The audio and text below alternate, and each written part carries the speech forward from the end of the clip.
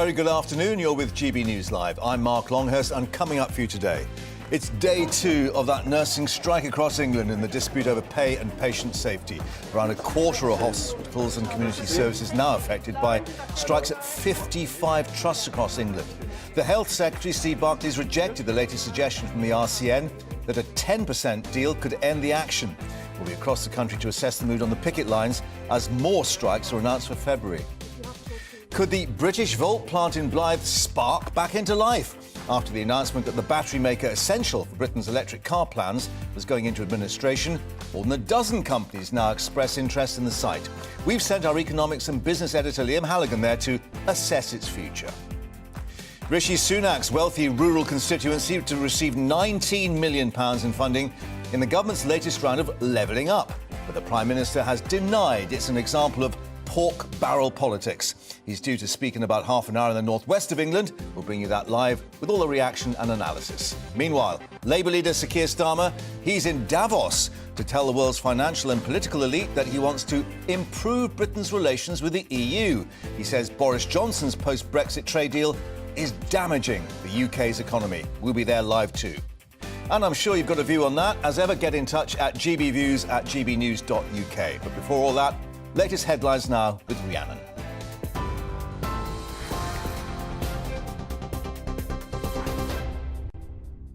Mark, thank you. Good afternoon. It's 1 minute past 12. Your top stories from the GB newsroom. The government's announced more than £2 billion will be invested in over 100 projects across the UK through a levelling up fund. The Prime Minister has defended the £19 million that will be going to his own constituency of Richmond in Yorkshire. The Eden Project North in Morecambe will receive £50 million, as will Cardiff Crossrail. Labour's criticised the plans, saying London and South East England will receive most of the money. But Rishi Sunak says 2/3 of funding will be going to the most deprived areas.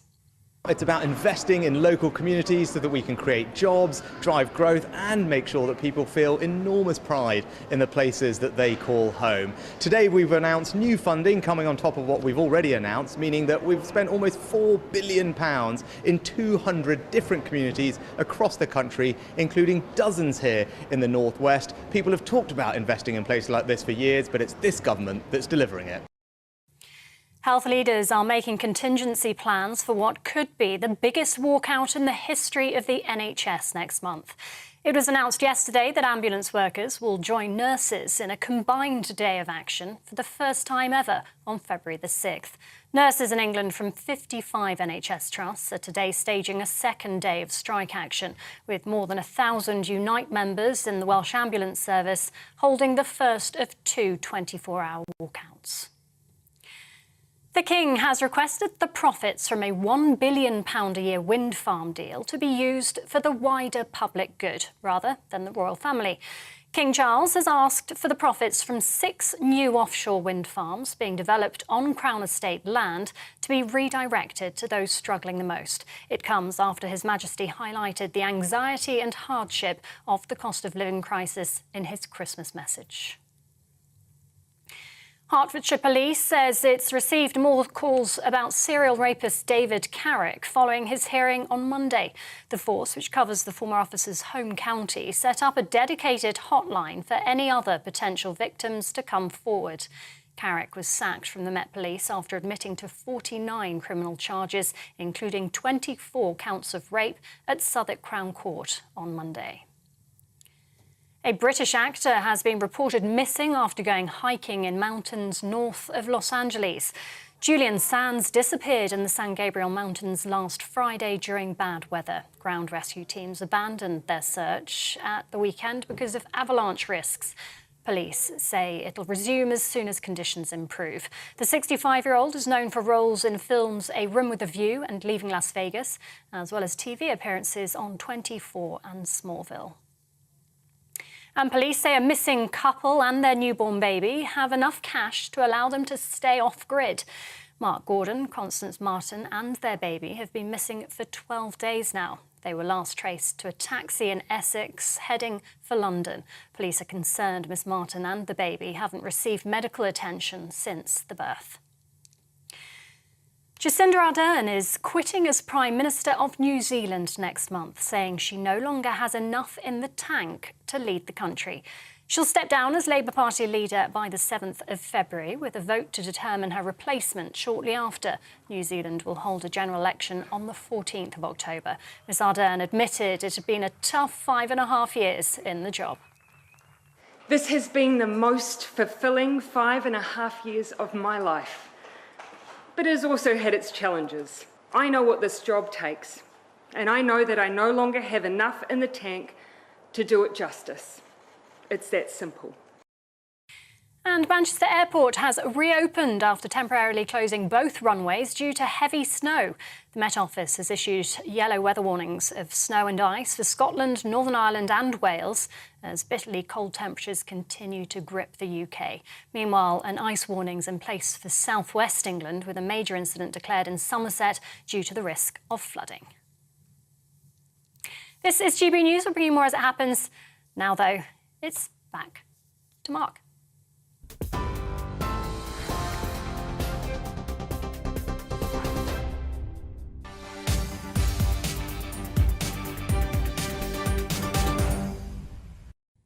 I'm here. Thank you, Rhiannon, and welcome back to GB News Live, where the NHS could be facing the worst day of strike action in its history as nursing and ambulance staff set to stage joint walkouts next month on February the 6th. Well, today, of course, seeing a second day of walkouts across 55 trusts in England, with patients again seeing disruption to operations and appointments, although emergency care is continuing. Well, the RCN has now suggested a 10% increase in pay could settle the dispute, down from its previous 19% claim. But the Health Secretary, Steve Barclay, says no deal. Our East Midlands reporter Will Hollis has joined the nurses' picket lines in Derby. Under the watchful eye of history's most famous health worker, Florence Nightingale, the nurses of the present fight for the future of their profession. Ellie has joined the picket here in Derby. She works in the community. Me personally, I can't do the kind of nursing that I want to do, the kind of nursing that I trained to do, and the reason that I came to the job. You're rushing around, you finish work at the end of the day feeling like you haven't done a good job for your patients. When it's right, it's the most rewarding job in the world, and that's why we do it, and that's why we're here fighting for a better profession, for people to want to do the job, so there's enough of us to provide really good care. There are picket lines like this one in Derby across the country, and it doesn't really matter where you go because you'll hear the same answers from the nurses, that this strike is about pay and working conditions, because it seems that you can't improve one without doing something about the other. Sam has worked in the NHS for 13 years. He may be outnumbered by his female colleagues, but he's facing the same financial challenges. Everything's going up. You know, we're now having to look more and more into our bank accounts. I'm having to, the week before payday comes along, I'm having to budget that a lot more. In the last independent pay review, NHS workers were given, on average, a 4% pay rise. Amidst high inflation, the Royal College of Nursing says that's not enough. Sandy is from the union. She says they won't back down until the government negotiates on pay. We don't want to end it without negotiations, and we will continue. Our mandate is until the end of May for us to be able to strike, and as it stands at the moment, we would go back out to ballot our members at the end of May to see if they wanted to continue striking if nothing's been brought to the table. Nurses have agreed exemptions, like covering chemotherapy and dialysis, but the strikes are hurting an already troubled health service. Newly announced action by NHS colleagues in the ambulance service will fall on the same day in February as nursing strikes. The challenges for both the NHS and the government are great. Health Secretary Steve Barclay. Well, I want to work constructively with the trade unions in terms of the pay review body process. Those are the discussions we have. That is a constructive way that I and other ministers are engaging with our respective trade unions. But ultimately, we need to act in the interests of the patient. Frozen in place, it appears that this dispute will outlast winter. Will Hollis for GB News in Derby. Well, today, the advice, if you are seriously injured or ill, then still call 999 as usual. And if not urgent, then you can still call the 111 service as well.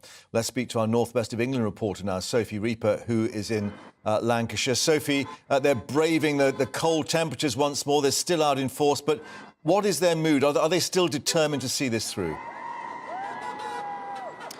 Well, I'm here at Whiston Hospital today, where yesterday we saw almost 200 nurses take to the picket line, and today the last count was around 180, but to be honest, it would not surprise me if we've already surpassed that 200. So they're out in numbers today, but the mood is absolutely that they are not willing to compromise. They've made their demands, and a little bit earlier this morning I spoke to some of the nurses here on this picket line about why they're on strike today. They need to get their act together. They need to stop ignoring what's going on. I mean, how many people have to die? How many nurses have to leave before they actually do something? Because I tell you now, Boris, when you needed an ITU bed, when you had COVID, what if that ITU bed isn't there?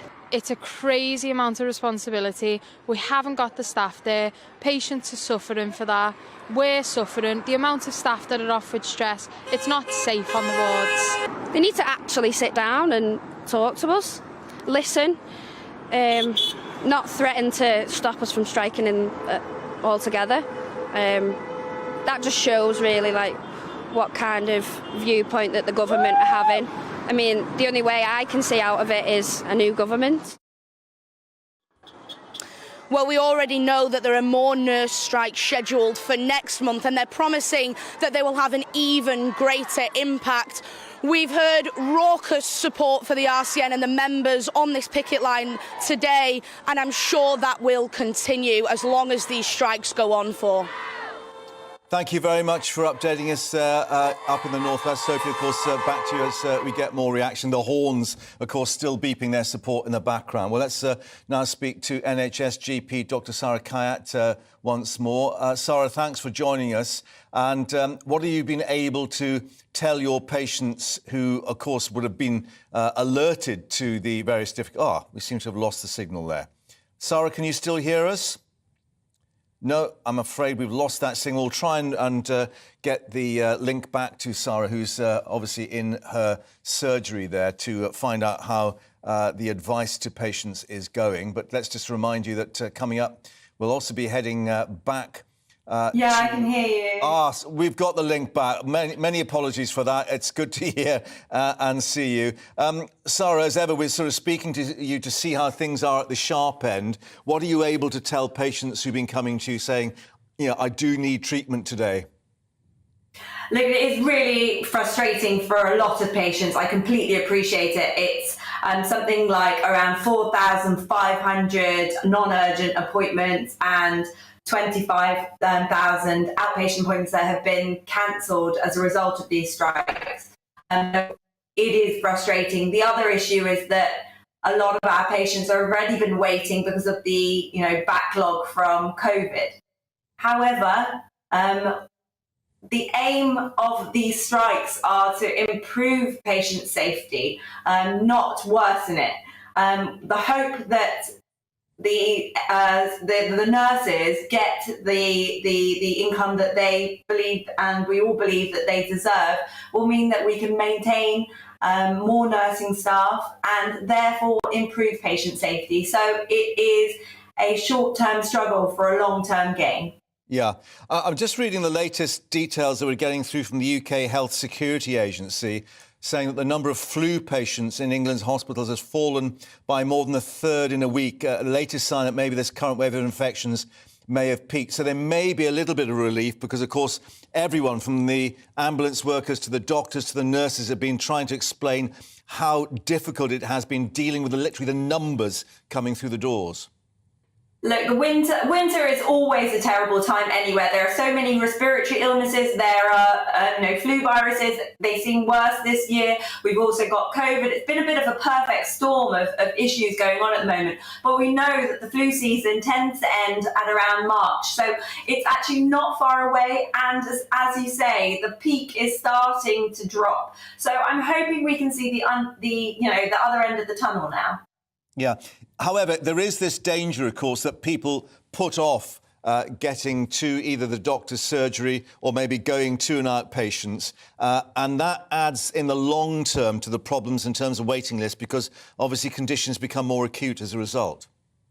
We saw this during the pandemic. People who really needed to see the doctor were avoiding going in because they didn't want to catch it, they didn't want to burden the NHS. But, you know, we need to implore those people that do have serious conditions that need to be seen, things that aren't resolving, things that you've spoken to your, you know, mom about, perhaps you've spoken to the GP about, and it's not getting better. We need you to still come in to see us. The other aspect, a lot of people have questioned whether getting in touch with the pharmacy, going to see a chemist, as we used to call it, is a good idea, and whether they've got the expertise or the knowledge to help out. What's your view on that? Pharmacists have been trained in a lot of minor illnesses. They are a good first step. Even if the pharmacist isn't sure what's going on, they'll then be able to say, actually, this isn't an issue for us. This does need to be seen by your GP. So it's a good first step if you're not sure. Sarah, thank you very much indeed. We'll have to leave it there because the Prime Minister is actually speaking. So thank you for your input. Let's cross now to the northwest. Rishi Sunak with his plans for levelling up. Parliament. And we were just saying before, we're not sure what he's going to talk about anymore when we're in the House of Commons, but I'm sure he'll find something. Look, it's great to be with you. At the beginning of the year, I made a speech and I set out what I wanted to do for you as your Prime Minister, the promises that I made, and they're behind me. But they're to halve inflation, to grow the economy, reduce debt, cut waiting lists in the NHS and stop the boats and tackle illegal migration. I believe that those are the country's priorities, and that's why they're my priorities and the government's priorities. And I want all of you to hold me accountable for delivering all of that for you over the course of this year and beyond. But today, I want to take a second to talk about the second of those priorities, growing the economy, starting with all of you right here in Morecambe.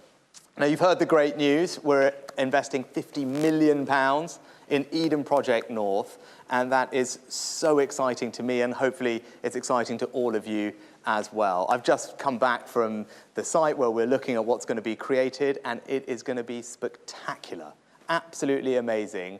We're going to create hundreds of local jobs. You guys are going to do that. We're going to attract visitors from all around the world, because what you're going to create here is going to be world class. And we're going to make sure that we inspire so many people to think about our natural world and help tackle and solve some of the challenges of climate change. And we're going to do that right here in your hometown. So it's a brilliant example of what our levelling up agenda is all about. It's not just talk, it's about action. But what does it mean? What does levelling up mean? Because you hear it a lot. Now, for me, it's something very simple. It's about spreading opportunity and creating jobs in every single part of our country. But it's also about making sure that people, wherever they live in our amazing country, can feel huge pride, enormous pride, in the places that they call home.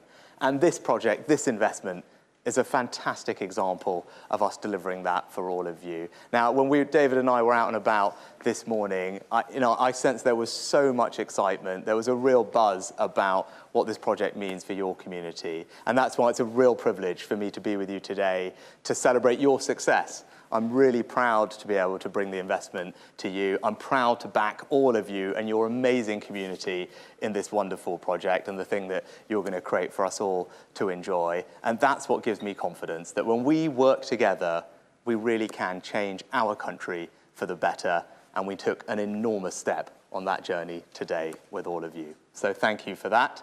That's all I wanted to say. Oh, God, thanks, David. Right.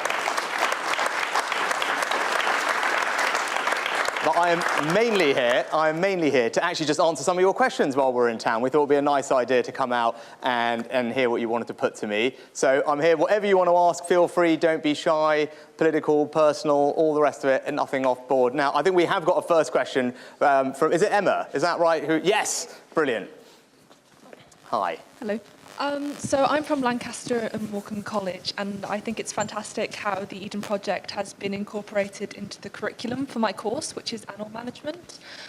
My question is, how are you going to engage students from other subject areas within the college? You know, that's it. Everyone can hear the question about engaging young people in the projects that we announced today and others. It's a brilliant question, right? Because when I talked about levelling up, I talked about creating jobs and opportunity.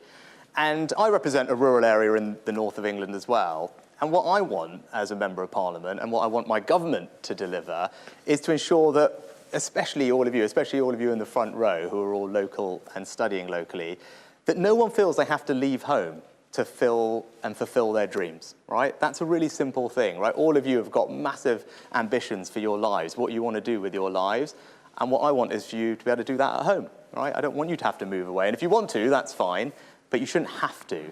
And I think for too long, people felt they had to, particularly if they didn't live in London and the South, and I don't want that to be the case. And that's why these projects are really important that we're announcing today. And it's why it's so important, as you said, that we are connected with what we're doing, with what you want to do. And talking to your college leader earlier, it's brilliant that that's happening, actually, because it's all very well we're going to create these jobs. We need people to do them, and we want you to benefit from them.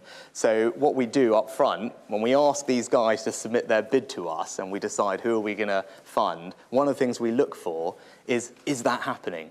Are the local education establishments, whether they're colleges, whether they're universities, whether they're schools, have they been included in the bid? Are they talking to the council who are putting in the application? Have they thought about, actually, if they say they're going to create all these jobs for us, that they've figured out they've got the right courses for all of you to do to benefit from those jobs? And it's one of the things that we look at. And your guys, and he's nodding there because he deserves the praise, you did it brilliantly here. And when I was talking to some of you earlier, I can see that you're really pumped. But that's what it's about. It's about making sure that you can fulfill all your dreams, all your aspirations, and you don't have to leave home. And I really think because of this project here today, we're going to make a reality of that. And when I come back and visit it in a couple of years, you'll all be working on this site and it's going to be superb. So best of luck with it.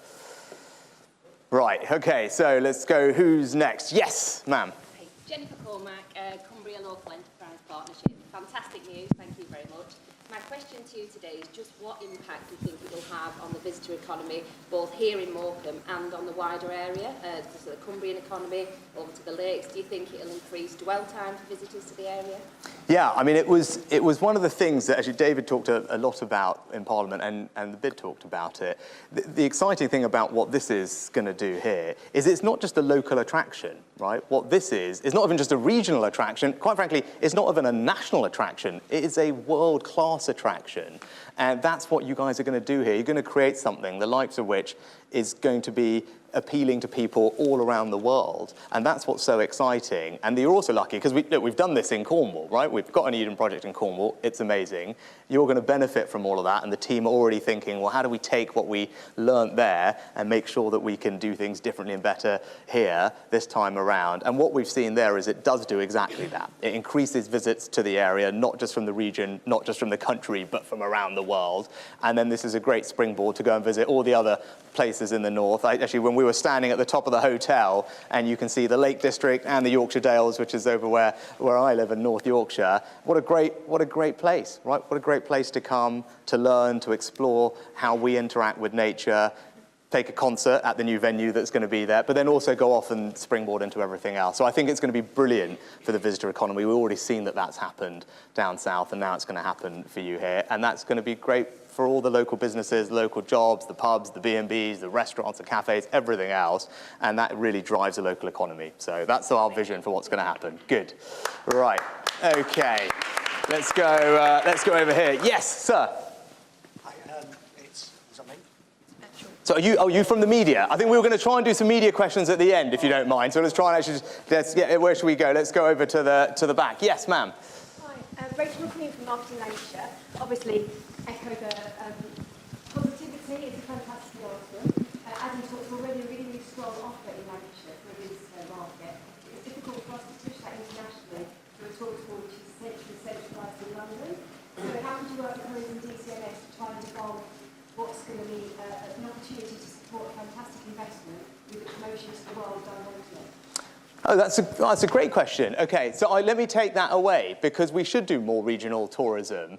And I have to be careful in your presence, but I'm obviously very proud of the Yorkshire brand that I benefit from, and I try and champion around the world. But that's right. I mean, like if we're trying to appeal to people around the world, actually, yes, of course they should come visit the UK overall. But actually, we can put a pitch together to come and visit, whether it's Lancashire, whether it's Yorkshire, whether it's the North, and DCMS should do a good job of that. So let me take that away and make sure that we can find out how to do that. But I think, to be honest, when you do that, having a signature attraction like this is probably really important to making it a success, right? Because someone could want to come to the UK just because of this project at the end of the day, right? So we've got to use that so it can benefit the entire region here, and we should think about how to do that intelligently with our tourism money and how we structure all the tourism agencies. But I'll say that's a great idea. I'll take that away. Right, over here. Yes, ma'am. Jo Knight, Lancaster University. Hi, Jo. Hi. Eden Project Morecambe brings together economic regeneration with nature's recovery. We all know that time spent outside is really good on health impact for people. So in the Levelling Up Bill, is there going to be provisions that allow more access to green spaces for all individuals to help reduce inequalities? Yeah, so it's a really important point, and we know the power of green and open spaces for people's general well-being, for their health, for their mental health, for their fitness, and just because it's a lovely thing to do, right? And we all get pleasure from being outside, particularly on an amazing day like today. So one of the things we've done, which we've already announced, and we're getting in the process of rolling out, are something which we used to call them pocket parks, and I think they're now called Levelling Up Parks, because we've branded everything Levelling Up. But what these are actually are where the government will provide a small grant to local communities to create green spaces, particularly in those parts of the country that don't often have them. I think if you think in big city areas, particularly in areas where there's more deprivation, where actually creating those green spaces is really needed. You talked about kind of closing the inequality gap there. So that Pockets Parks programme was one of my first ministerial jobs. I used to be local government minister, and that's where I came across it, and we did more of it because it works brilliantly. And it works brilliantly when it's working together with local communities, actually, because they want to, largely, people are happy to pitch in, right?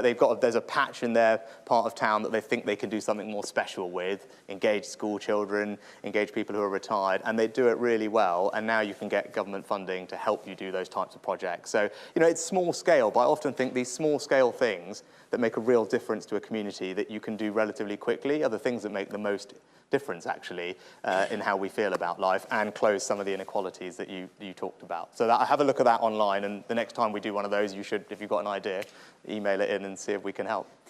Good, right, let's go back. Yes, sir, right at the back. Jessup's estate agents.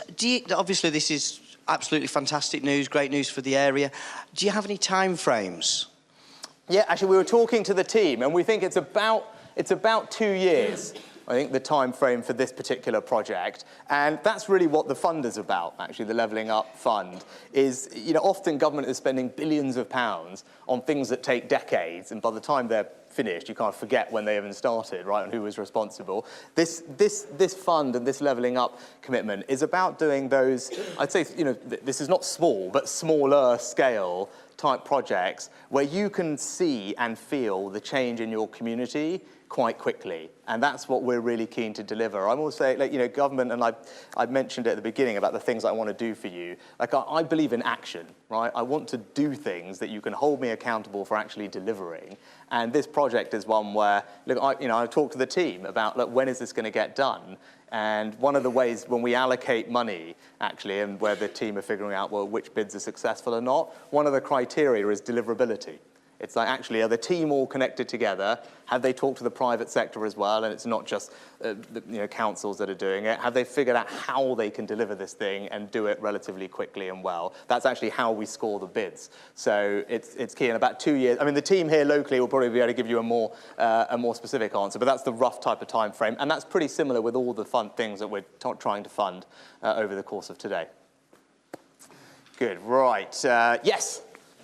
I'm Hannah James. Hi, Hannah. From Lancaster and Morecambe College, and I'm wanting to know what job opportunities there'll be from the Eden project for students like us, or just the public who are wanting to seek a job.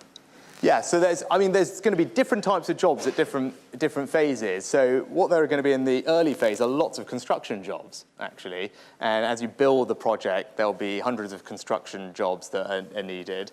And actually, Michael Gove, who was with me earlier, was visiting some of your colleagues who are studying. So that's going to be great. I think one of them said to him, I don't know if that person is here. I think one of them said, I did this construction apprenticeship, or I made the decision to do it, and now after today, I think it's the best decision I ever made. I don't know if that person's here, but that works well. And then obviously after it's built, then, I'm not the expert, but the project team will be able to tell you as well. But as some of us were talking before, there'll be lots of jobs actually involved in conservation. if you think about what the Eden Project is, I mean, it's a world-class attraction that talks about our relationship with nature. And because of that, and actually because of the research and some of the discovery that will be going on there, there'll be some really exciting opportunities in the natural world, which, as I said, they won't be available in many other parts of the country. So I think that's really, really special. And then there'll, of course, be all the hospitality jobs, right? When you think, at the end of the day, we talked about it right at the beginning, right? There's visitor attraction, visitor economy, all the people who are going to have to do marketing, finance, accounts, right? All of that stuff. So I think, you know, all sorts of things, which is going to be great for all of you and everyone else in the area, I hope. Right, who have we got? Yes, ma'am. Thank you. Caroline Jackson, I'm the leader of the City Council here. So this is an absolutely fantastic day. Don't think I can think of a better one for ever. And looking forward, it's going to change Morecambe. We are so happy to be here, and it's a great relief. Thank you for finally actually saying it.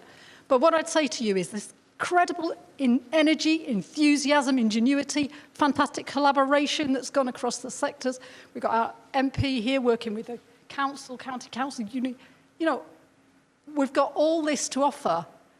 How are you going to pick this up? Because levelling up comes once, but how's this immense possibility for this area and across the northwest and where you are?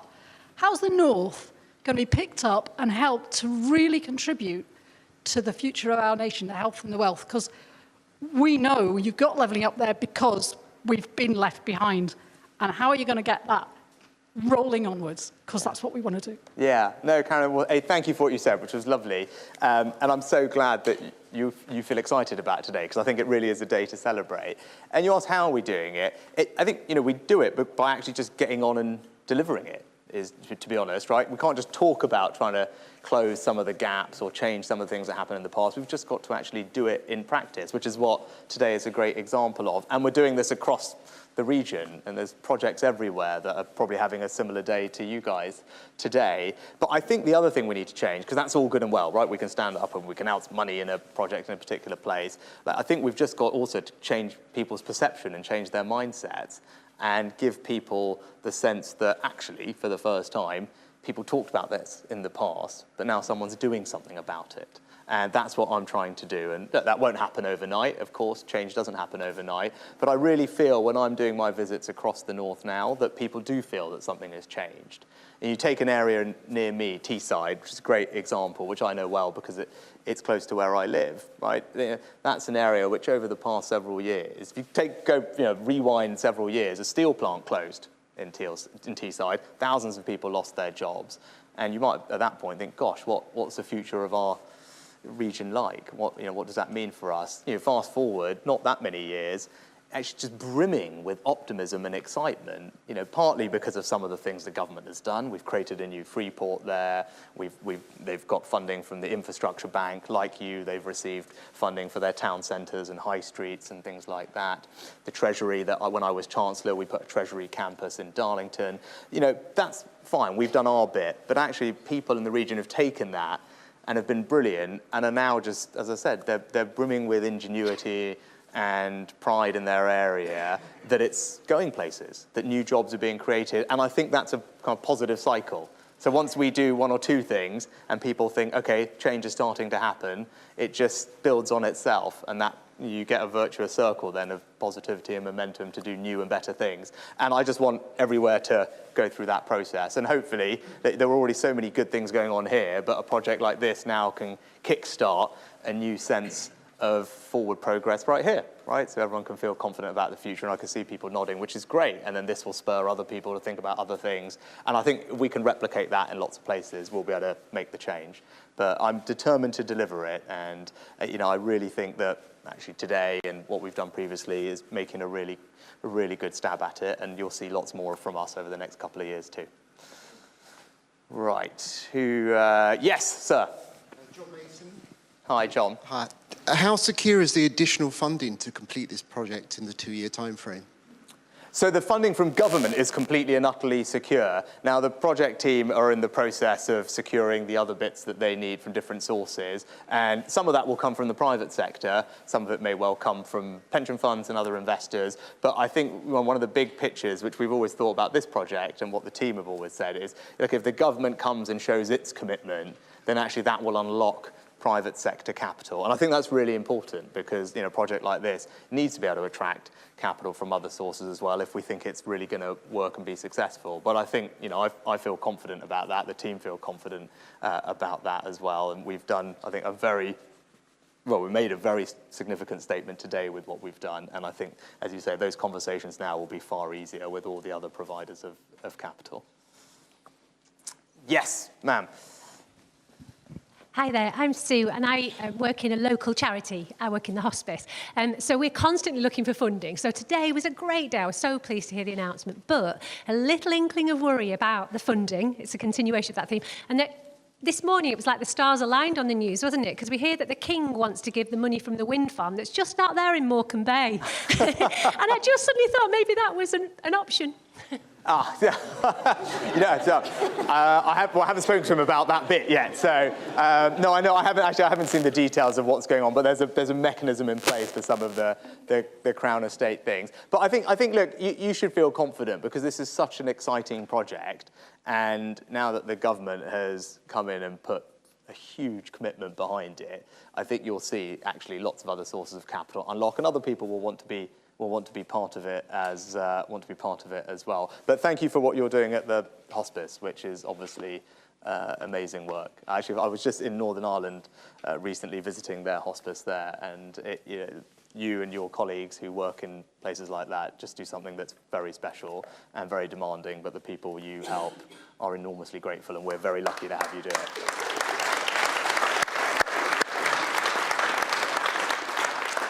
Right, yes, ma'am. Of Morecambe. I wondered if you had any idea how a project like this might address the health inequalities that are so prevalent in our community. Yeah, so I think, was that a question that we had before about green spaces is a good example. We know that having access to more open spaces, more green spaces is good for people's well-being, their health, physical fitness, but also their mental health. And actually this, what's going to happen here is going to be fantastic for that. And then I was talking about some of the pocket park things. They all do the same thing. But more broadly, it's probably good to talk about the NHS a bit in general, actually, because you'll all know that the NHS is under pressure, and I just want you to know that we in government recognise that, and we're doing everything we can to make life a bit better. Now, that's why a few months ago we had the autumn statement. The Chancellor stood up just after I became Prime Minister, and we had to make in government some quite difficult decisions, because you'll remember things that needed settling down and calming down, and we had to get our borrowing and debt back under control, have a clear plan to reduce inflation, and that meant some difficult decisions. Now, we tried to do those as fairly as we could, but as we did all of those, we prioritised the NHS, as I did when I was Chancellor, and we put more money into the NHS. And it's billions of pounds more over the next couple of years. But you might rightly ask, hang on, you're saying you're putting billions of pounds into this thing, and every time I turn on my TV screen, it seems like there's something that's not quite working. And look, that's a combination of lots of things, right? We've had a really tough flu season. COVID is something that obviously we are still recovering from, and we're not alone in that here in England. It's happening across the UK, and funnily enough, it's happening in other countries as well. It's not even confined to the UK. But let me tell you what we are doing to try and ease some of those pressures and give you the confidence that things will get better. So many of you will have families that are waiting for operations. They're on a waiting list somewhere, right? And the number has got now to several million people, right? So, I would imagine if I asked you, probably lots of you will have a family member that is waiting for something. And we've got a really clear plan in place to get the numbers of people waiting down, which we're making progress on. And that's about doing things differently. So for things like hip operations, for example, we're trying to separate those out from the hospital, right? So the hospital's dealing with lots of emergency care. If we can take things like hip operations, or indeed scans, if you need a CT scan or an MRI scan, we can do those closer to your home in a community, in a new centre. All of that means that we can keep getting on with that treatment even when the NHS gets busy. And because we're doing things like that, we're able to cut the waiting list. And when it comes to ambulances and emergency care, the single biggest thing we have to tackle is the number of people in hospital. And right now our hospitals are really full, partly because of the winter and flu, partly because of COVID. And what we need to do as quickly as possible is for all the people who don't need to be in hospital, who could be at home or in the community in a social care setting, we need to support to get them there. And we've put some extra money in to do exactly that. And I think every week that goes by, we're able to get people back to their homes and communities. That eases up the burden in hospitals and then just makes everything in the hospital work a bit quicker and easier in the A&E department, and then ambulances not waiting as long. So we're not going to get there overnight, but just rest assured, I'm spending an enormous amount of my time on it. The other Saturday, I had an all day with all people from the NHS all around the country. And one of the things we focused on was learning from all those people who were doing it really well. So even though you look on your TV and you might think, God, this is a problem everywhere, actually, there are lots of places around the country where locally they've figured out how to overcome some of these challenges because the team there have done something different and have really overcome the challenges. And what we were trying to do is identify all of those so that we can take those ideas, those ways of working, and spread them across the rest of the NHS so that everyone benefits and things get better. And in a couple of weeks, I'll be talking to you all about how we're specifically going to do that in emergency care, so that you, and again, as I said, over the course of this year, you should absolutely hold me to account, and when I come back here at some point, you can say how you're getting on with that, and I'm confident that we'll be in a much better place than we are today, because I know it's the most important public service to all of you. It is to me.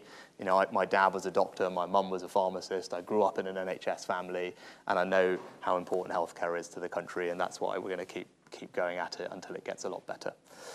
Right, who's... yes, sir. Nice to meet you. Ryan Williams, Lancaster Morecambe College. I just want to say thank you very, very much for the support and the investment into the local area, equally with David.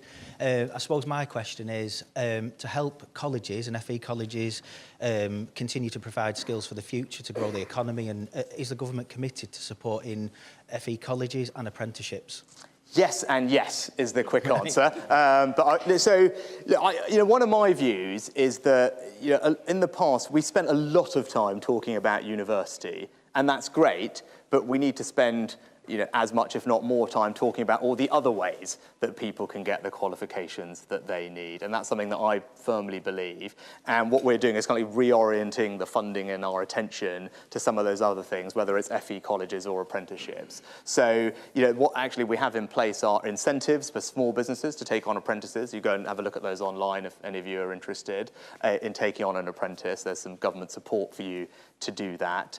FE colleges are getting more funding, and they're also, the other thing we're doing is trying to improve the quality of the actual colleges themselves, which were, hadn't got money for kind of repair and maintenance for a long time. So we're in the process of improving the quality of them, which is nice. So when you guys all show up to study, actually the environment is a nicer place to study.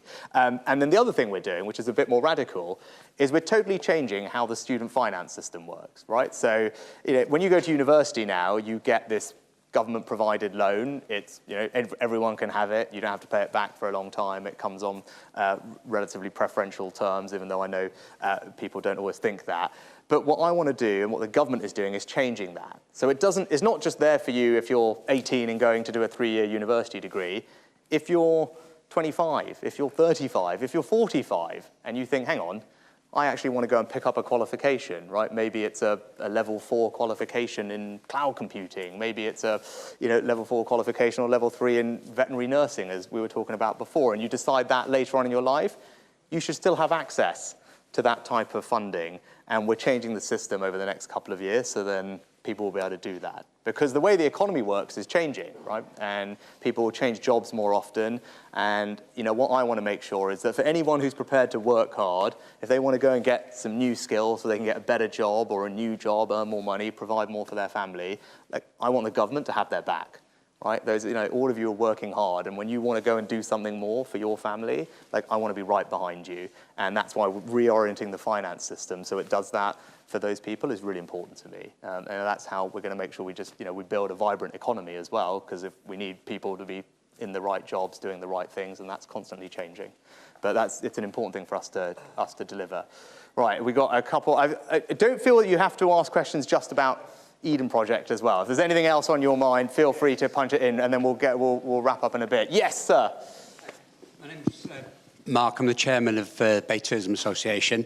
Again, I want to thank you for today's investment. I think you've realised the dreams of thousands of local people today. Fantastic world beating attraction, but the importance of having an attraction like this is also the public transport infrastructure that goes alongside that. People can't visit the north of England if there's no efficient transport system. I just wondered what the government plans are for that going forward. And, Yeah, so, well, there's lots of different things we're doing in transport, and they're all slightly different, right? So one is we just got to connect up all the places across the country. One of the big ways we've talked about doing that is High Speed 2, HS2, right, which is going all the way from London up north. The other thing is we need to connect up across the north, right? And I know this because I live on the other side of Pennines. And I know, like, when I was where I am over in North Allerton in North Yorkshire, getting up and down to London is actually great, right? A relatively quick train works. We're trying to go, over to Manchester is much trickier, right? Like that, and that journey time takes far longer. It's far less reliable than when I'm going north-south. And I think one of the big challenges, and I'm sure I can see lots of people nodding, like one of the things that you know because you live here, trying to get across the north is not as easy as it should be. So what we announced was an enormous sounding number last year. It was at £96 billion. It's kind of hard to even know what to do with that number, but it represents the largest investment in rail across the Midlands and the north that this country's ever seen. Now that's what I was talking about at the beginning, the things that cost billions and take decades, right? That's not going to happen overnight, but it is big and it's significant. And almost any journey time that you look at, you'll see that it's going to shrink, whether it's east-west across the north, across the Midlands, up and down, north-south. So that's helpful. But then we also are trying to do more local transportation, which is actually the thing that people like you ask me about. It's what about in my area, it just needs to be easier to get around. And that's where we need to focus more. And actually, you guys talk about it, and we were talking about your commute to college. The thing that makes opportunity real is for people to be able to access it in their area. And that's about making sure that in your area, you can get to where the jobs are from where you live. And that's about investing in local roads, which we do a lot more of. Repairing potholes sounds simple, but it's really important. But also doing more into things of buses and cycles, all the rest of it, we're doing that. But fundamentally making sure that the road network works efficiently everywhere. And around our big city regions, our kind of 8 big city regions, so whether it's Greater Manchester or Birmingham, they're like London. Right? London got this special deal where the mayor in London gets a pot of money, he gets to decide how to spend it over a period of time. And we want that same type of funding and powers to be in place all around the country in all our big city regions to make it easier for people to move around them. And with something we have not done brilliantly as a country in the past. And when people look at us and say, hang on, how come all these other places aren't as productive as London in the way that across Europe they often are, other cities? That's one of the reasons. It's because, actually London has the tube, and the tube makes it very easy to get from one end into the middle or one end to the other. You need to kind of replicate that feeling in all our other city regions, and that drives a lot of economic activity. So over the course of the next few years, we'll be making some progress on that as well. All right. Okay, yes, ma'am. I'm a volunteer at the Winter Gardens. Thank you. We have a fabulous bunch of ladies and gentlemen working there, and we've had some fantastic figures for tourists this year. And on a selfish point, we're hoping that, Eden will provide us with a lot more. The thing is, I was born in Morecambe, so I know the heyday, which was brilliant. Thoroughly enjoyed it, lots to do, and then the bad times with not lots to do. And we're just on a sort of smaller investment ideas for local people to get the money to up their business. We've already seen over the past few years that there's been new cafes, new wine bars, hotel expansions. This was well before they knew about the Eden. So hopefully we're going to get a lot more. Yeah. And are they going to be guaranteed some sort of money to do this? We've a lot of empty spaces, a lot of empty shops.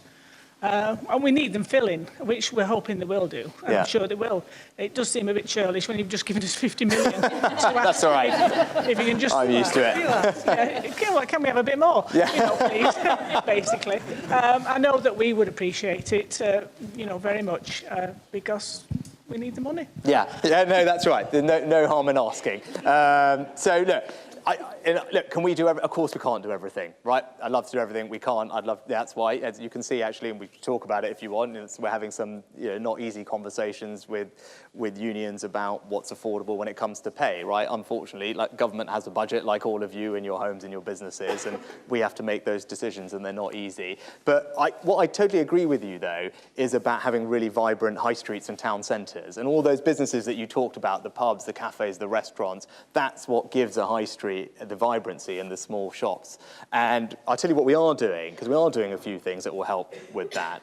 One is, if you talk to, and I'm sure we have some of those businesses here and you'll know them, the number one tax that they all hate is business rates, right? It's business rates is the thing for those shops and those cafes. I can see some of you nodding, which is good. And so what we've announced over the last year, and the Chancellor announced for next year, is a big tax cut on business rates.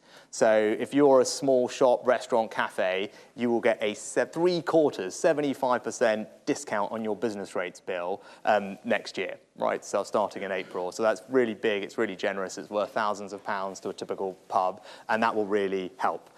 The other thing we need to do is, actually it's a bit techie, but it's important, right? You guys are all changing how you shop, right? All of us are, right? We're doing more online, and that has an impact on high streets. So we need to make sure that our high streets adapt and evolve. And that means changing the planning laws, which is what we've done. So that it used to be quite cumbersome. There'll be some councillors here more familiar with this than I am. But it used to be really tricky. It used to be a shop in one place, and then you wanted to change it to make it into an office, or indeed put apartments or flats above the top, or change it into a hairdressing. All those things were a bit complicated. So we've changed the planning laws to make it much easier. So as all of our habits evolve, our high streets are going to need to look different and do different things. They're going to have less, probably, shops selling things and more services, whether it's hairdressers, nail salons, dentists, whatever else. The scanners that I talked about, where you can go and get your MRI scan or your CT scan. It'd be great if you could just go and do that on your high street rather than have to schlep over to the hospital. So the planning rules that we've changed will help those high streets adapt. And then the last thing, is there any specific money for them? There is actually. There's something called Help to Grow. And what you should go and have a look online and have a look at this program called Help to Grow. And what that is our business support for small businesses, where they can receive some grant funding if they want to improve their business and grow, and they've got ambitions to do more. They'll get some help and support on training or software that will help them do that. So that's a specific program that they should go and have a look at. But let them know the business rates cut is coming in a couple of months, and that should put some more cash in their pockets. And the Chancellor also just announced some help with their energy bills as well. Because they've had some help at the moment, and then it was due to end, and the Chancellor has announced that we'll carry on with, it won't be as generous because we can't keep doing everything at the same level, but there'll be extra help with their energy bills next year as well.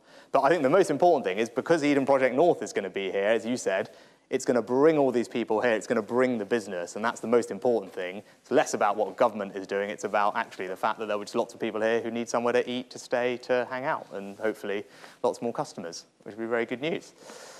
Right, yes, ma'am. Hi, I'm Laura Donville-Powney. I'm a local business owner. I actually have a shop directly opposite where the Eden Project is going to be built. Oh, that's good news. Which is fantastic news. But I'm going to go a little bit left field. Has anyone thought about the pressure on the local RNLI team when the tourism increases? My son is actually part of the RNLI. Put your hand up, Luke. Thanks, Mum. I wanted to know if anyone had considered the added pressure that's going to be on the local team.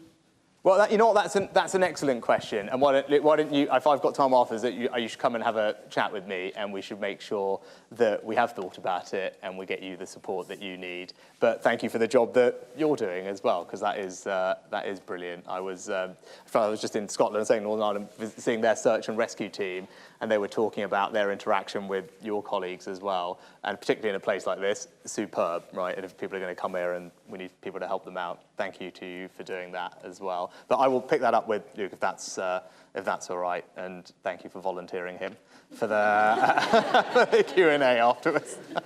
Brilliant. There was a lady at the back, I think, and then I'm getting waved at, right? So I better come and take some questions from the media as well.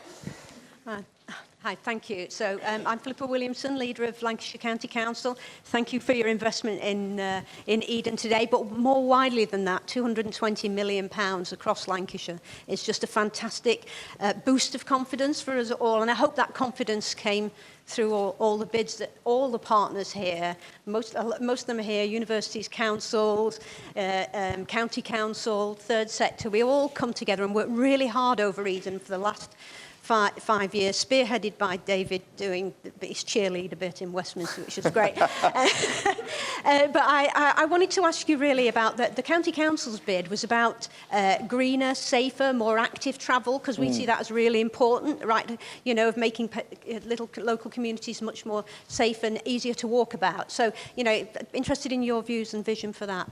Yes. So, you know, when we were talking to the question earlier about transport, that's the local bit that I was talking about. And it's, you know, actually whether it's, you know, buses where we're doing more of, but also, as you said, active travel. And some of the schemes that we've supported today are about that. Funnily enough, actually, one of the ones in my own constituency has an active travel component to it, because that is important. And you had a couple of questions about how does health connect with all of this. I think, you know, when people can, if they want to be out and about doing that, gets them from A to B, but also good for their health and physical fitness. So it's very much part of the plans, and as you've seen, some of the projects today specifically have benefited from active travel investment. It's not my favourite thing to do. I'm not big on the whole cycling thing, but that's a personal thing. But we do need to make sure that we do have it for those people who want it, which is why we're doing some of it today. But thank you. Right, okay, we better take some questions from you. Is that all right? We're time-wise. Okay, Anushka, you're a veteran of these things. Go on, why don't you kick us off? Thank you, Anushka Astana, ITV News. Prime Minister, you're obviously giving money to Morecambe today, but you're also giving £19 million to reopen a castle in Canterbury, while Bradford and South Tyneside have got nothing. Is this what levelling up looks like now? And as part of that, can I ask you about the makeup of your cabinet, because it does have quite a heavy bias to the south. In fact, you have more cabinet members representing seats in Surrey than the whole of the north of England. Is that why levelling up is now a little more focused on the south? Well, I'd say a couple of things, Anushka. I think, look, if you look at the funding that we've announced today in the Levelling Up Fund, it's where all of you guys as well should hear this, right? So we have these Levelling Up funds. This is the thing that we're announcing today. And then the best way to think about it, well, how is each region getting its share of this money, and does it seem reasonable? The best way to think about it is kind of to compare the money each region is getting with the number of people that it has, right? Because obviously some regions have got fewer people than others. And if you look at it on that way, so you say how many pounds of investment per person in the region, what you find is that the Northwest is the top region. So the amount of money per person living there, who came top? Northwest. Who came second? Northeast. And actually, if you look down at the other end of the table, you find places like London and the southeast. And the difference is huge. So I think the funding that you're all getting per person out of this Levelling Up Fund is twice per capita what London and the southeast is getting. And it'll actually give you guys the confidence that when we talk about delivering Levelling Up and spreading opportunity across the country, that we really mean it. And that's what the numbers show. Look, on the cabinet, I think most people just want people who can get on and do the job and deliver all these things. And I've built a team around me of people because I think they can help me deliver all those things, and that's what I'm focused on them doing. But I'd say one thing, because you talk about where everyone's seats are, that when I was Chancellor, I was probably the most northern sitting Chancellor this country's had in some decades. I'm now the Prime Minister, and again, I'm sitting in one of the most northern seats that Prime Minister's been in for some decades. I think delivering on our commitments to the north is incredibly important, but it's also personally very important to me, because that's where I go home to on the few occasions I am able to actually go home these days, but that's where I go home to. So I don't think you have to worry about that, because for the rest of the cabinet, the Prime Minister is someone who sits in one of the most northern constituencies in England. I'm on that train, and I was talking about getting across and getting up and down. I live it, I breathe it, my constituents live it and breathe it, and if I don't deliver on it, it's hard for me to go home at the weekends as well. So I think that people should have confidence that I can crack on and do that. Right, next, have we got someone from BBC? Ben, hi. Thank you, Prime Minister. Ben Wright from the BBC. Morecambe is one of today's winners, but people across the north of England and Midlands can see Levelling Up money being shovelled into London and the South East. Given, too, the fact that local government spending has been deeply cut since your party took power, isn't there a big gap between your rhetoric on this and the reality? And has the phrase itself become almost meaningless? No, I mean, Ben, I think the same answer that I just gave to Anushka. Like, those are the numbers, right? I mean, literally, if you look at the funding, look at where it's going, where's the place that's getting the most per person? The Northwest. Where's the region with the second? The Northeast. Where's the region getting the least? London and the Southeast, right? That's what the numbers say, right? Of course, there are always going to be places that miss out, right? Like I wish we could say yes to everybody, right? My life would be, gosh, enormously easy if I could do that. But unfortunately, we can't. There's always going to be people who feel upset about that. But what I'd say is that there's another round of this fund. And actually, some of the people who benefited this time around, didn't the first time around, and then they improved their bids or tweaked things, I think. And that's so people should realise that this is not the end of this. We've got another round of this. We've had one already.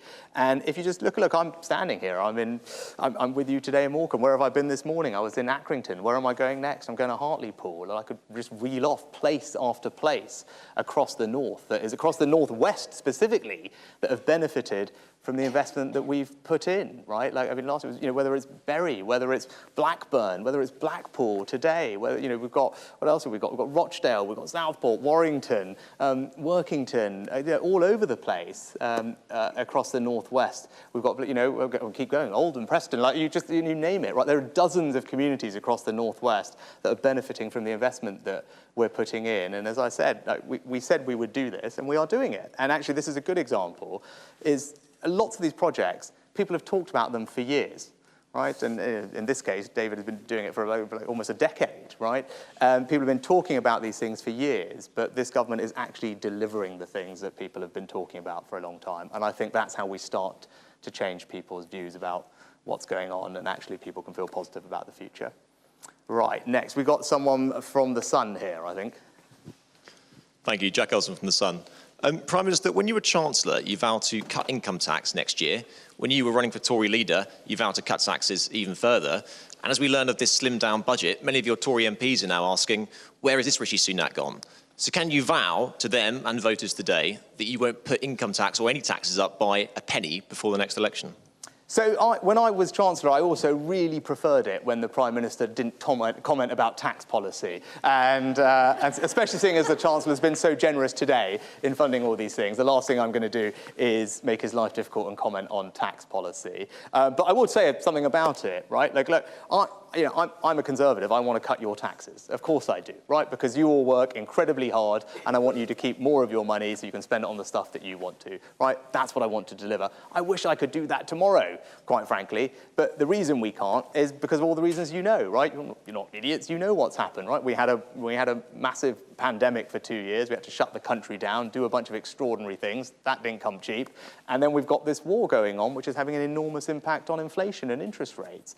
And, that's meant that the public finances, how much we borrow every year and the trajectory of our debt is not where it needs to be, right? And the worst thing I could do is promise you a bunch of things that sound great, but ultimately just make the situation worse. And for all of you guys in the front couple of rows here, I'm just going to have to pick up the tab, right? Because I don't want to do that, right? Like, my job is to make sure when you go and get all these fantastic jobs that we were talking about, that I've left you a really strong economy where, yes, we're going to be able to fund the NHS and schools and all the other things, all the road projects that we talked about. But at that point, right, interest rates are coming back down. You can afford to buy a house because the mortgages are not too expensive, right? The inflation we've got a grip of and it's gone back to where it belongs. And then, yes, we can cut your taxes so you can keep more of what you earn. But it takes a bit of work to get there, right? And believe me, as you saw over the summer, the easiest thing in the world is me to just promise you the earth. But I wouldn't be being straight with you, right? But trust me, that is what I'm going to do for you this year. That is what we are going to do while I am Prime Minister. And if we do those things, we will be able to cut your taxes. That's what I want to deliver. But I will get there, and that is, I know, what you want me to focus on right now. That's what I'm going to do. And if we do those things, we can then start cutting your taxes. And I know that you work hard, and I want you to keep your cash. All right, next. Right, we've got someone from the Daily Mail, I think. Lord Dyson, leading Brexiteer entrepreneur, says that your economic policy is stupid and short-sighted. He says the tax is too high and there's too much red tape. Is growth now a dirty word for your government? And do you no longer believe that tax cuts for business are needed to deliver investment growth? Right. Well, when it comes to growth, it's right there, right? It's number two. It's what we're talking about today. Of course, growing the economy is really important, right? But what does it actually mean in practice? Because it's a kind of an economic word. What does it mean? It means more jobs that pay well, right? That is the simplest way for everyone here to think about it. I think how everyone thinks about it is making sure you guys all have great jobs to go to, making sure those jobs pay really well, right? And, you know, what about cutting taxes for businesses? We are cutting some taxes for businesses. I was saying to the lady earlier, for all those high street shops, for those restaurants, for those cafes, those small businesses, which are so important to our local communities like yours, we are cutting their business rates, actually. We're cutting it now, we're cutting it again, starting in the spring to help them. We're also cutting other taxes for businesses that are investing. So any of you that run small businesses, you're going to benefit from something called the annual investment allowance, which what does that mean? It means that whenever you invest in expanding your business, buying some new machinery, plant or equipment, you can write the entire thing off against your tax bill. Right? That is a very generous thing that we are doing. No other country, and you can do it up to £1 million, by the way, £1 million worth of investment, you can write off against your tax bill, right? No other country in the world does something like that, right? I'm very happy for James Dyson to tell me if I'm wrong, but virtually no other country in the world that I know does anything like that for small and medium-sized businesses. About 99% of businesses don't spend more than that on their investment. And we want to make it really easy for your business to invest, because that is how we're going to help grow the economy. Because if all your small and medium-sized companies think about expanding and growing, driving up productivity, creating new jobs, we will grow the economy that way. And that tax cut, that annual investment allowance that the Chancellor put in place is so, so generous and very important. And that's why I'm confident, because you guys will drive the ingenuity we need, that we will grow the economy, and then ultimately we'll be able to cut taxes more for everyone as well. Right, and I think there was someone local here from Lancashire Live. Is that right? Yes. Right, yes. Susan Miss. Newton from Lancashire Live. Hi. Prime Minister, I saw that you flew to Blackpool Airport today on a private jet instead of travelling by train, obviously when there's a climate emergency and using taxpayers' money. I was just wondering, since you found Blackpool Airport so useful to arrive here today and access this part of the North West, why can't we have the money for it to be reopened for commercial use? Right, so, I travel around so I can do lots of things in one day. I'm not travelling around just for my own enjoyment, although this is very enjoyable, of course, right? I'm travelling around so I can talk to people in Accrington this morning, then I can talk to you, and then I'm going to get over to Hartlepool, because I'm working on all of your behalf, right? And trust me, I'm working as hard as I can to deliver for you, and I travel to make myself as effective as possible on all of your behalf. And you talk about investing in Blackpool, right? What have we done? We actually just announced today £40 million of investment in Blackpool, right? They're getting, I think, actually you talked about climate change. I think what they're getting in Blackpool, from memory, but someone will correct me, I think they're getting a new university campus that is focused on net zero, right? So someone should correct me if I'm wrong, but so I think that's what actually today's announcement in Blackpool is about. It's £40 million for a net zero campus to help us solve the challenges of climate change in Blackpool, and that comes on top of, actually, Blackpool already received £40 million in something called the Towns Fund, which was a kind of previous iteration of what we're doing today, because Blackpool obviously is a place where deprivation is high, and we really want to transform people's opportunities in Blackpool and the quality of life, and the MPs there, Scott and Paul, did a brilliant job, and that's why they were one of the first places where we said, look, how do we regenerate a town like Blackpool, and they got £40 million, and actually it was described as partly, it highlights the issue, but in a way a good thing, it was described as a King's Cross kind of London-style regeneration in Blackpool. Now that King's Cross regeneration, for those of you that have visited London and seen it, has been extraordinary over the last 10 years. But that's what that money is going into Blackpool to do. And I think actually in Blackpool, they're probably really excited. They were very excited and happy about that. And I bet you right now, I'm not going there today to see them on that project, but I bet you they're really excited about the money they're getting today for that campus, because that is going to really create jobs and opportunity for people there, and it is going to help solve net zero, which you're absolutely right to point out is something we need to tackle. Right, last one, Sam. Thank you, Prime Minister. Your predecessor, Boris Johnson, launched the whole Levelling Up project because he said that he wanted to help specifically deprived communities out of London, the South East, because he said that they were overheating. Now, it is just a fact that in absolute terms, London and the South East got more than a lot of parts of the country. You're concentrating on per head funding. That's a long-term justification for spending less on the North that we've seen across many, many decades. Are we getting the kind of levelling up that we were promised in the 2019 general election by Boris Johnson? And is the thing that's really changed that you're worried about losing southern seats? And one linked question, Are you 100% committed to the current plans for HS2? So, again, it's kind of version of the same question, Sam, but look, we are completely committed to levelling up across the United Kingdom. And we've already been through a couple of ways of saying the same thing. If you look at how we're spending this money, it is disproportionately benefiting people in the northeast, the northwest, and that's great, right? And that is great. And part of what the former Prime Minister said is actually one of the criteria in this fund. It looks at the previous investment an area has received, because part of what we're trying to do here is say, hang on, there are some places that seem not to get the investment that others got, and we want to try and correct that where we can, and that's actually one of the criteria for what we're doing today, and we remain committed to delivering it. It's got, I mean, you talked about the politics of it. I think about half, or around half the funding that we announced over the course of today, or both funds, has actually gone to places that are not controlled by Conservative MPs or councils from memory. It's around half. So I don't think anyone can say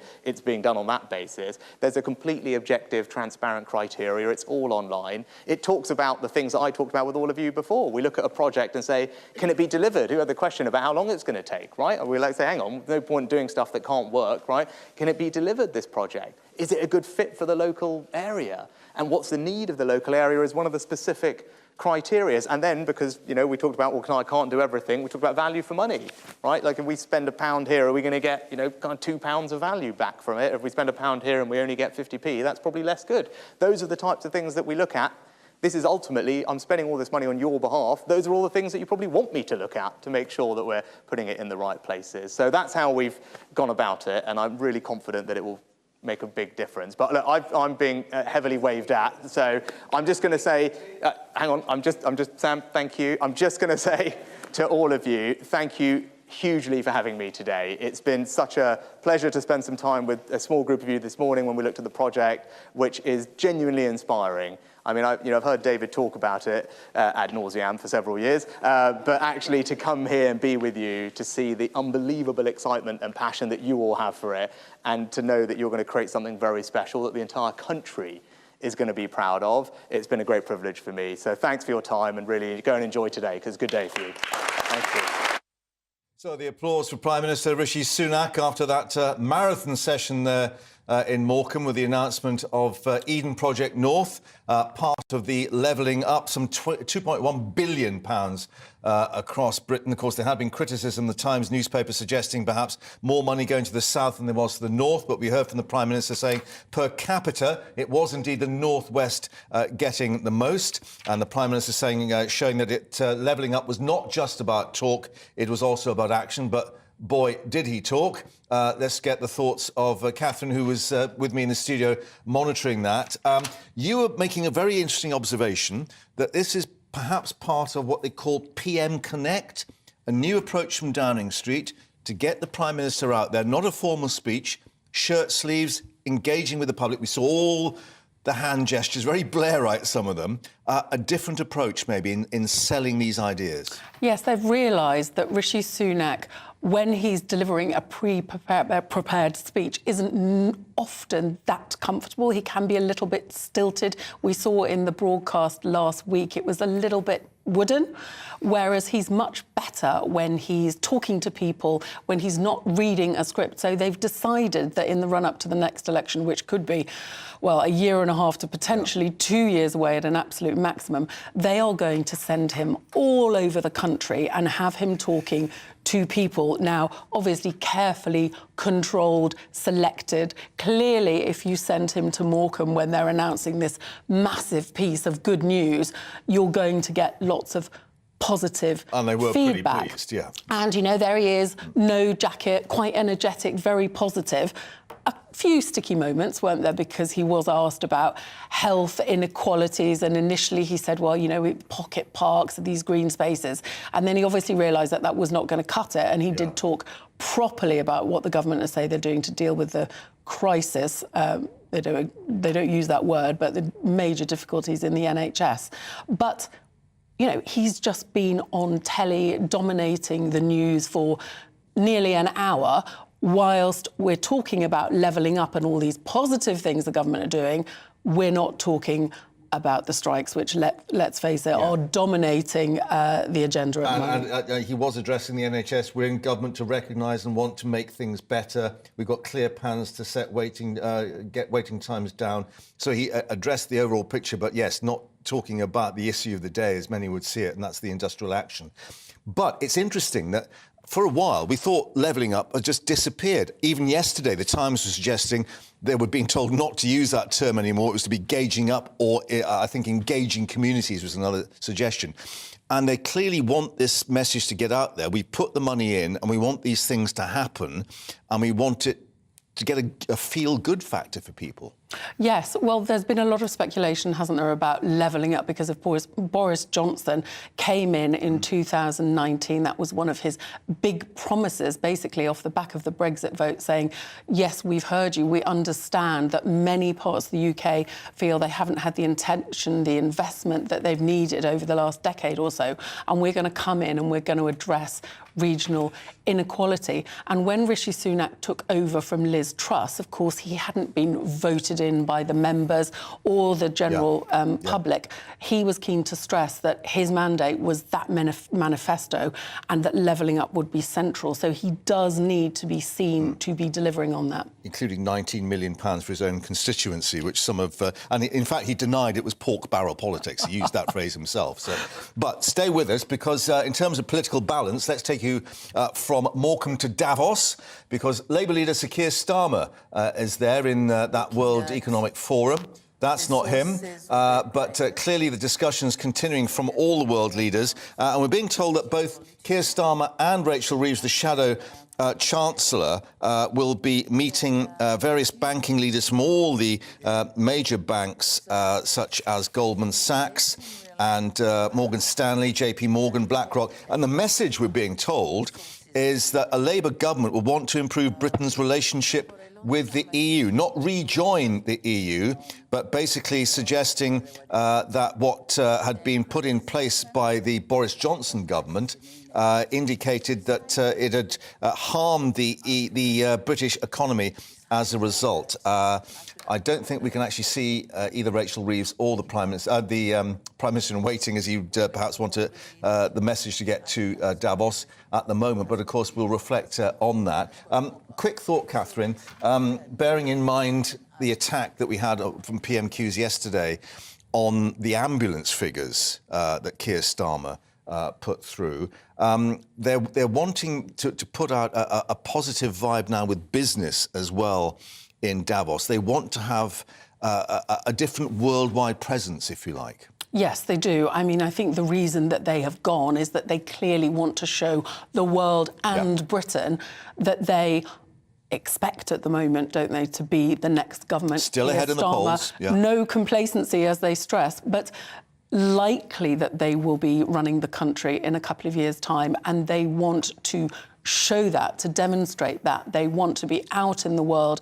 They want to be saying, you know, we're here, Britain's in business, come and talk to us. And they have been on a real charm offensive in the UK. Rachel Reeves, the Shadow Chancellor, has been meeting, I think, well over 100 now, business leaders, and talking to ex-Conservative Chancellor George Osborne, getting tips about the transition, etc. So it's in their interest to be there, whereas when I asked the Prime Minister's spokesman last week about Rishi Sunak, was he going? He hasn't gone because apparently he's focusing on these 5 priorities at home. And also he already has that image, doesn't he? When he met Emmanuel Macron, slightly technocratic, you know, one of the global elite. It's not necessarily that helpful. He doesn't need to bolster that image. That in some ways is a problem for him. Whereas Keir Starmer and Rachel Reeves at Davos, they think, obviously not everyone on the left is going to be happy that they're there. Davos comes in for lots of criticism every year, but they have decided that it's worth their while. While the Prime Minister's away, that they can have a presence on that stage.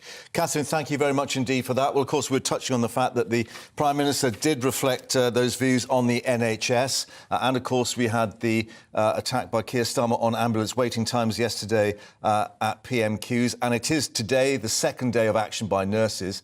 Well, we're now being told, of course, that the NHS could face even worse strike action, the worst in its history, of course, when nursing and ambulance staff stage a joint walkout next month on February the 6th. But today is the day that sees the second day of walkouts across some 55 trusts in England.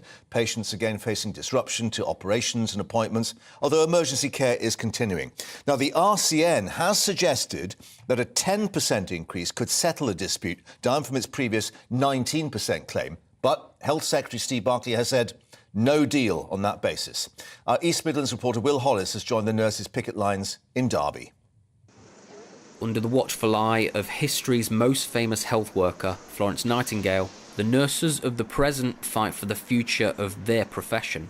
Ellie has joined the picket here in Derby. She works in the community. Me personally, I can't do the kind of nursing that I want to do, the kind of nursing that I trained to do, and the reason that I came to the job. You're rushing around, you finish work at the end of the day feeling like you haven't done a good job for your patients. When it's right, it's the most rewarding job in the world, and that's why we do it, and that's why we're here fighting for a better profession, for people to want to do the job, so there's enough of us to provide really good care. There are picket lines like this one in Derby across the country, and it doesn't really matter where you go because you'll hear the same answers from the nurses, that this strike is about pay and working conditions, because it seems that you can't improve one without doing something about the other.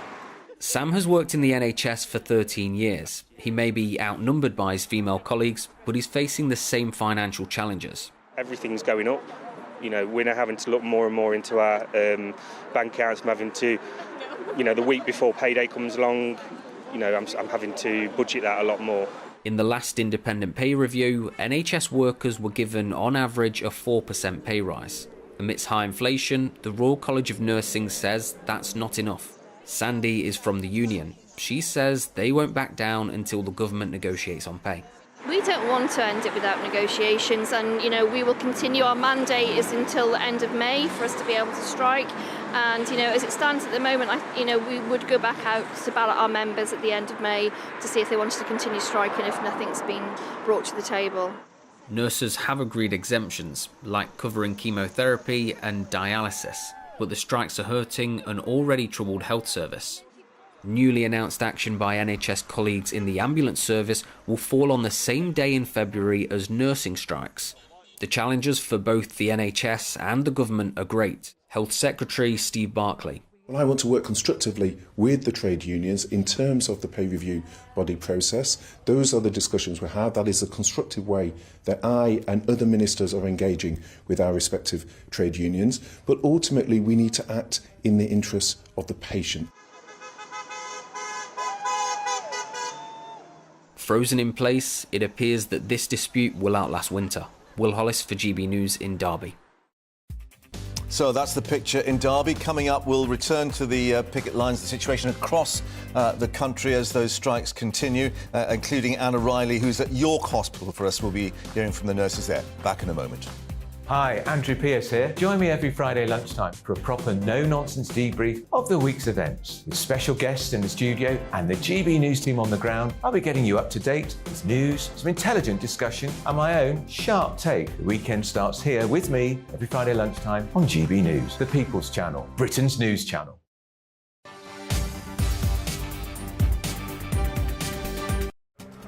This year on GB News, we've got brand new members in the family. Join us. Across the entire United Kingdom, we cover the issues that matter to you. GB News will always stay honest, balanced and fair. We want to hear whatever is on your mind. And we don't talk down to you. The establishment had their chance. Now we're here to represent you. Britain's watching. Come join us on GB News, the People's Channel. Britain's news channel. Join me, Lawrence Fox, on GB News. Frank, fun, fearless and sometimes serious. Much as I love a Friday night punch-up, what I really want is a battle of ideas. I want to look at things differently. I want to hear different voices and engage with your unique experiences. Every Friday at 7 p.m. on GB News. I'm Michael Portillo. Join me on GB News on a Sunday morning for topical discussion, debate, arts and culture, and sometimes even ethical dilemmas. I don't always agree with you, Michael. Michael Portillo, Sundays on GB News, the People's Channel, Britain's news channel. Monday to Thursday nights on GB News. At 6, it's Dubes & Co. 7 o'clock, Farage. At 8, join Mark Stein. And at 9, Dan Wootton Tonight, followed by Headliners. On TV, radio and online. This is GB News. We are GB News, the People's Channel. And right across the United Kingdom. You can find us on Sky Channel 512. Virgin Media Channel 604. Freesat Channel 216. Freeview Channel 236. And YouView Channel 236. You can also take us with you on DAB Plus Radio. With the GB News app and at the website gbnews.uk. We're absolutely everywhere. Come join us on GB News, the People's Channel, Britain's news channel.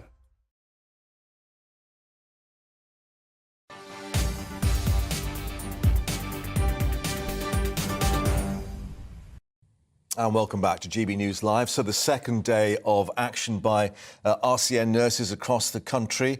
And the main advice today, still, if you're seriously ill, injured or ill, still call 999 as usual. If not urgent, you can still call 111. But, of course, many cancellations and various medical procedures being cancelled. Let's get the latest picture now with our North West of England reporter, Sophie Reaper, who's joining us at a picket line up there in Merseyside. Sophie, just give us a flavour of what the nurses are feeling there at the moment. Absolutely. Well, I'm at Wiston Hospital today in Merseyside. There's around 200 nurses here. I'm sure you can just see them over my shoulder there. They're giving us a cheer. Joining me is one of those nurses, Annie. Now, Annie was an A&E nurse, but she left and joined an agency and then returned to do the same job for more money. Annie, tell us why you left your role as an A&E nurse. So the main reason I left my role as an A&E nurse was I found myself having to work 4 5-day weeks in the NHS just to be able to afford my bills, try and save money for a house. So by going on the agency, I've now been able to cut the amount of days I work. So I tend to work 2 to 3 days now and I earn more money. My hourly rate is nearly double what it was in the NHS by being on an agency, and I have less responsibilities as I did when I worked in the hospital. Of course, it's not just about money, though. We're also hearing about working conditions. Talk to me a little bit about your experience with the working conditions in A&E. So in A&E, I've seen waits of over 12 hours to see a doctor. We just don't have the facilities to see the amount of patients that are coming through the door every day. I've seen up to 28 patients on corridors, multiple held on ambulances because there's just no staff. We're just not able to bring them in. It's been really hard to see. Am I right in saying as well that you're moving to Australia in order to work as a nurse over there? Tell me about your decision to move to Australia. So the main reason I've decided to move to Australia is the working conditions in which Australian nurses see. So on average that they only have 4 patients per nurse over in Australia. That's their rules. Here you can have up to 6, if not more, patients under your care at one time. Also pay is so much better. You're looking at double your hourly rate over in Australia than you are here in the UK. There's just so much more opportunities for nurses over here than there is over in Australia than there is here. And tell me, what needs to happen now? We know that there's going to be more strikes in February if nothing changes. What needs to happen to stop those strikes in February? We need the government to listen. We're degree educated professionals and we run services day in, day out. We prescribe medications. We do the same role as what doctors do at times, and we deserve the recognition that we deserve better pay. Thank you so much for your time. Well, we can see behind us and we can certainly hear that there's lots of support for these nurses. And as they say, if the government aren't able to sit down and listen, then those strikes in February are more than likely going to take place.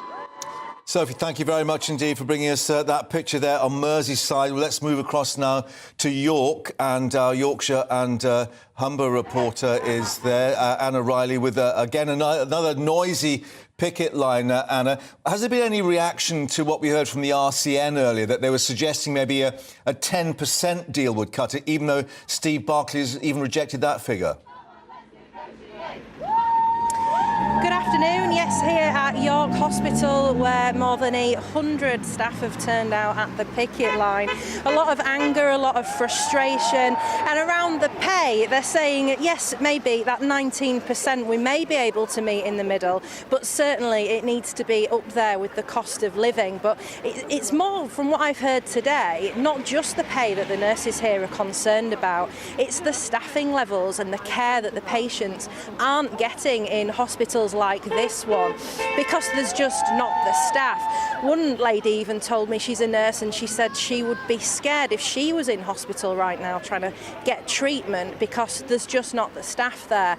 And we've heard as well from the RCN today that there's 14,000 medically fit patients in England that are waiting to be discharged from hospital but can't be because that social care and community care isn't there for them. And there's 47,000 vacancies for nurses in England that need to be filled. But speaking to people here on the picket line, they're saying the job just isn't attractive at the moment. And this is what people had to say on the picket line. We've had lots and lots of support, but both from every area of the hospital, nurses obviously, but our management teams, our catering teams, our portering teams, our cleaning teams, absolutely everybody's behind us. It's phenomenal. Stuart Stevens, and I really support the nurses. I'd love to come back to work with them. And I am happy with what I've seen in there. It's disgusting. And agency staff, they get paid far too much, and most of them are just there to skide. So I'm Helen, and I'm here for safer staffing levels. We can't run on the current levels we're running at. Staff are absolutely running to the ground. People are suffering with mental health problems all over the place. And really, we're not going to attract staff into the nursing profession if we don't improve the pay conditions. It's not an attractive job. We need to improve pay and improve safer staffing levels. So all about safe staffing levels as well as pay there. And that lady we heard from, she was a patient, she'd been in the hospital, and she just said she doesn't feel that she's getting the same level of care from agency staff that are in there compared to the nurses that are out striking on the picket lines. Yeah, interesting, Anna. Thank you for that. As you say, the message coming through that's not just about the figure on the pay deal, it's the level and quality of patient care that they're really worried about as well. But thanks for updating us there in York. Of course, back to you a little later. You're watching GB News Live with me, Mark Longhurst, and coming up, we'll be heading back to Morecambe for more reaction to the levelling up announcement. And Eden North, could it be a political paradise for the Tory government as a result? And the latest on politics in New Zealand. Prime Minister there, Jacinda Ardern, choosing to step down. Let's get an update now on all the news headlines. Rhiannon's waiting for us.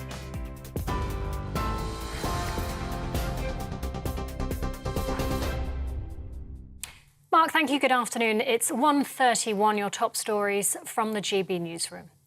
The Prime Minister has defended his levelling up plans, insisting the North West and North East are receiving the most funding on a per capita basis. It's after Labour criticised the plans, saying London and South East England will be getting most of the money.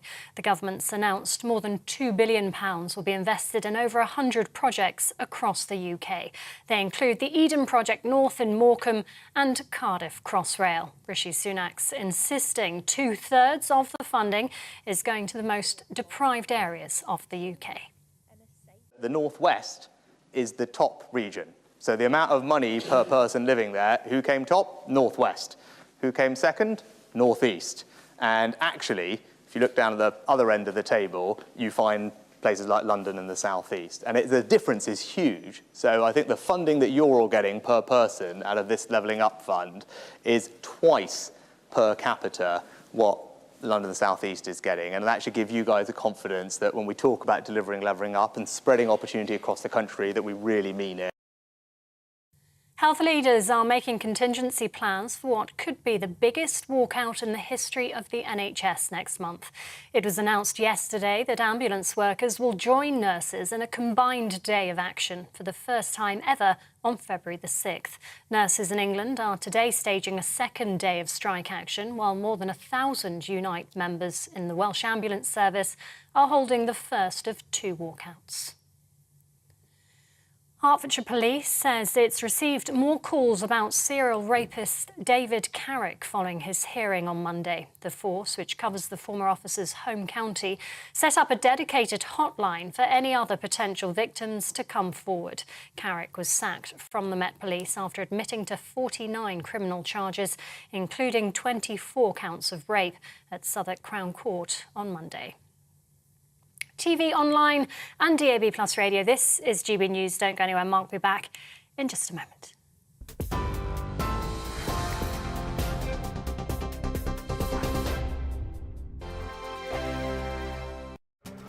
This year on GB News, we've got brand new members in the family. Join us. Across the entire United Kingdom, we cover the issues that matter to you. GB News will always stay honest, balanced and fair. We want to hear whatever is on your mind. And we don't talk down to you. The establishment had their chance. Now we're here to represent you. Britain's watching. Come join us on GB News, the People's Channel. Britain's news channel. Monday to Thursday, 9 p.m. till 11 p.m. Join me, Dan Wootton. I'll bring you the sharpest takes and hottest debates. Do you not believe in prison? I don't believe in prisons. I'm completely stunned. I guarantee you there'll be no spin, no bias, no censorship. I actually was personally quite offended by it. And no reason to go to bed. So I guess they've always been quite woke. That's Dan Wootton tonight on TV, radio and online. Monday to Thursday from 9 p.m. till 11 p.m. on GB News. The People's Channel, Britain's news channel. We are GB News, and we'd like to say thank you to each and every one of you for bringing us your conversations, for helping our great nation find its voice. We are here for you on radio, television, and online, across England, Scotland, Wales, and Northern Ireland. It's not the BBC, you actually get your facts right. We are proud to be GB News, the People's Channel, Britain's news channel. I'm Mark White. As GB News Home and Security Editor, I cover those key issues that are so important to you. Our authorities, our communities doing all they can to combat violent crime. With the public services under unbearable strain, why are we still failing to control our borders? Defence, the first priority of any government, has been continually hollowed out. Can we trust our politicians to protect the armed forces? Join me, Mark White, on GB News.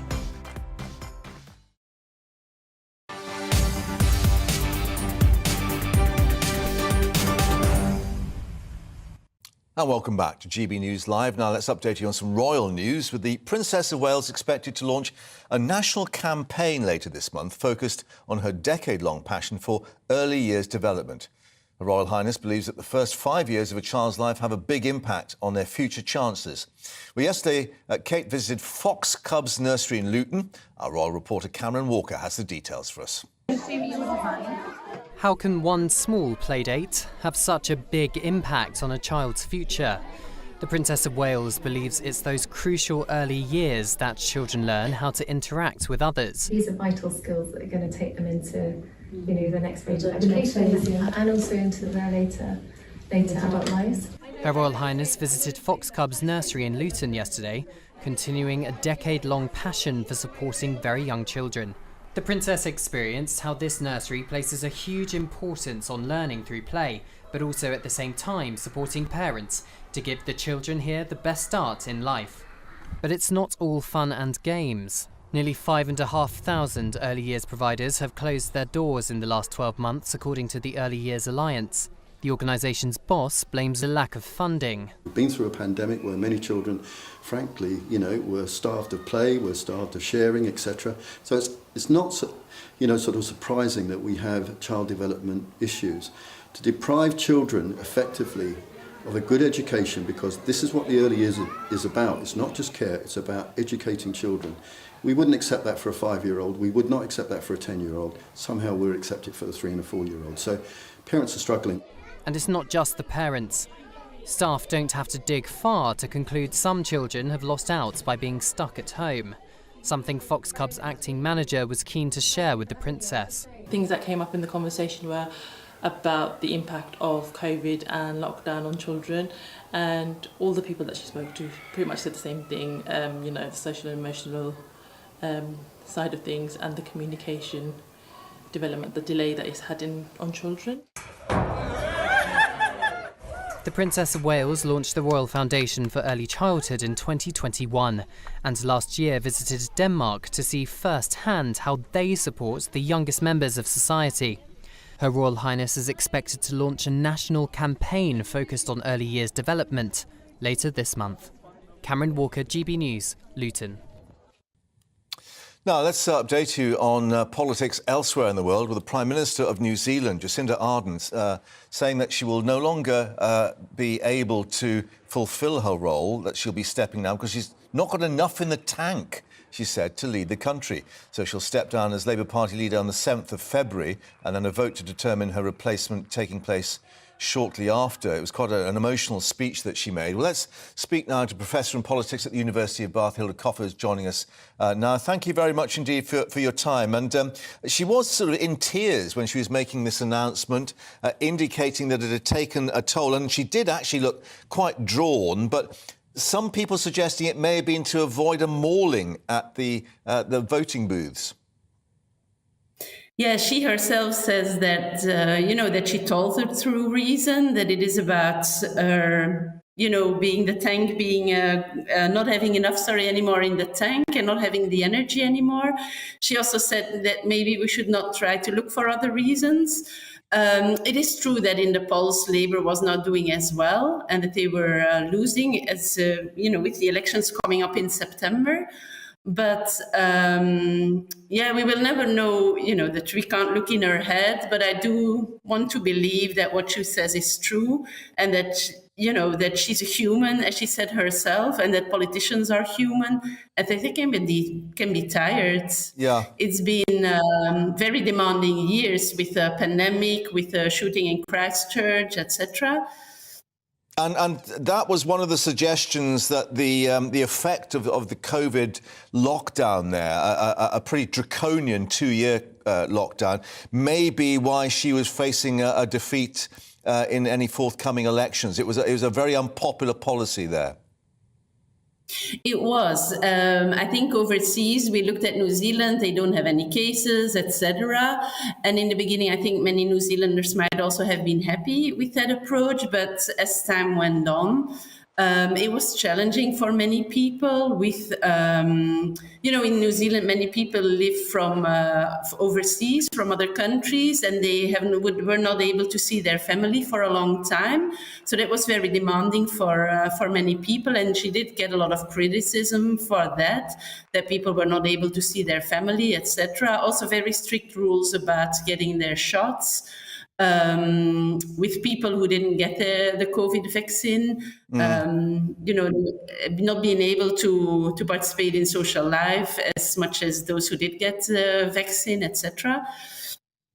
It's interesting, however, in looking at the speech, when she said, "I am human, politicians are human, we give all we can for as long as we can, and then it's time, and for me it is time." And I guess there will be disappointment. She was very young, a female Prime Minister, perhaps criticism from some that, she wasn't able to last the course. That's one way to look at it. Another way to look at it is that she's brave. I think at a time when many stay in power because of the power, that she is brave enough to say, I don't have the energy anymore and I'm stepping down. So I think there's two ways to look at it. And indeed, some may say she leaves because, she can't do it or because she's not so successful, etc. But I think there's also the other way to look at it and to think, okay, this is brave what she's done. To say and to acknowledge, maybe I don't have the energy anymore, which means that I'm not the right person at the moment to do the job. Yeah, and a young child, and I think about to get married, perhaps. So, that there are more things to life than politics, which is something for even a politician to acknowledge. Yeah. Hilda, thank you very, very much for joining us and bringing us your assessment. Thank you very much indeed. With pleasure. Now, we've updated you on one bit of royal news. Some more coming through, of course, which Rishi Sunak was asked about earlier in Morecambe. The King asking that maybe some of the profits from a £1 billion a year Crown Estate wind farm deal could be used for the wider public good.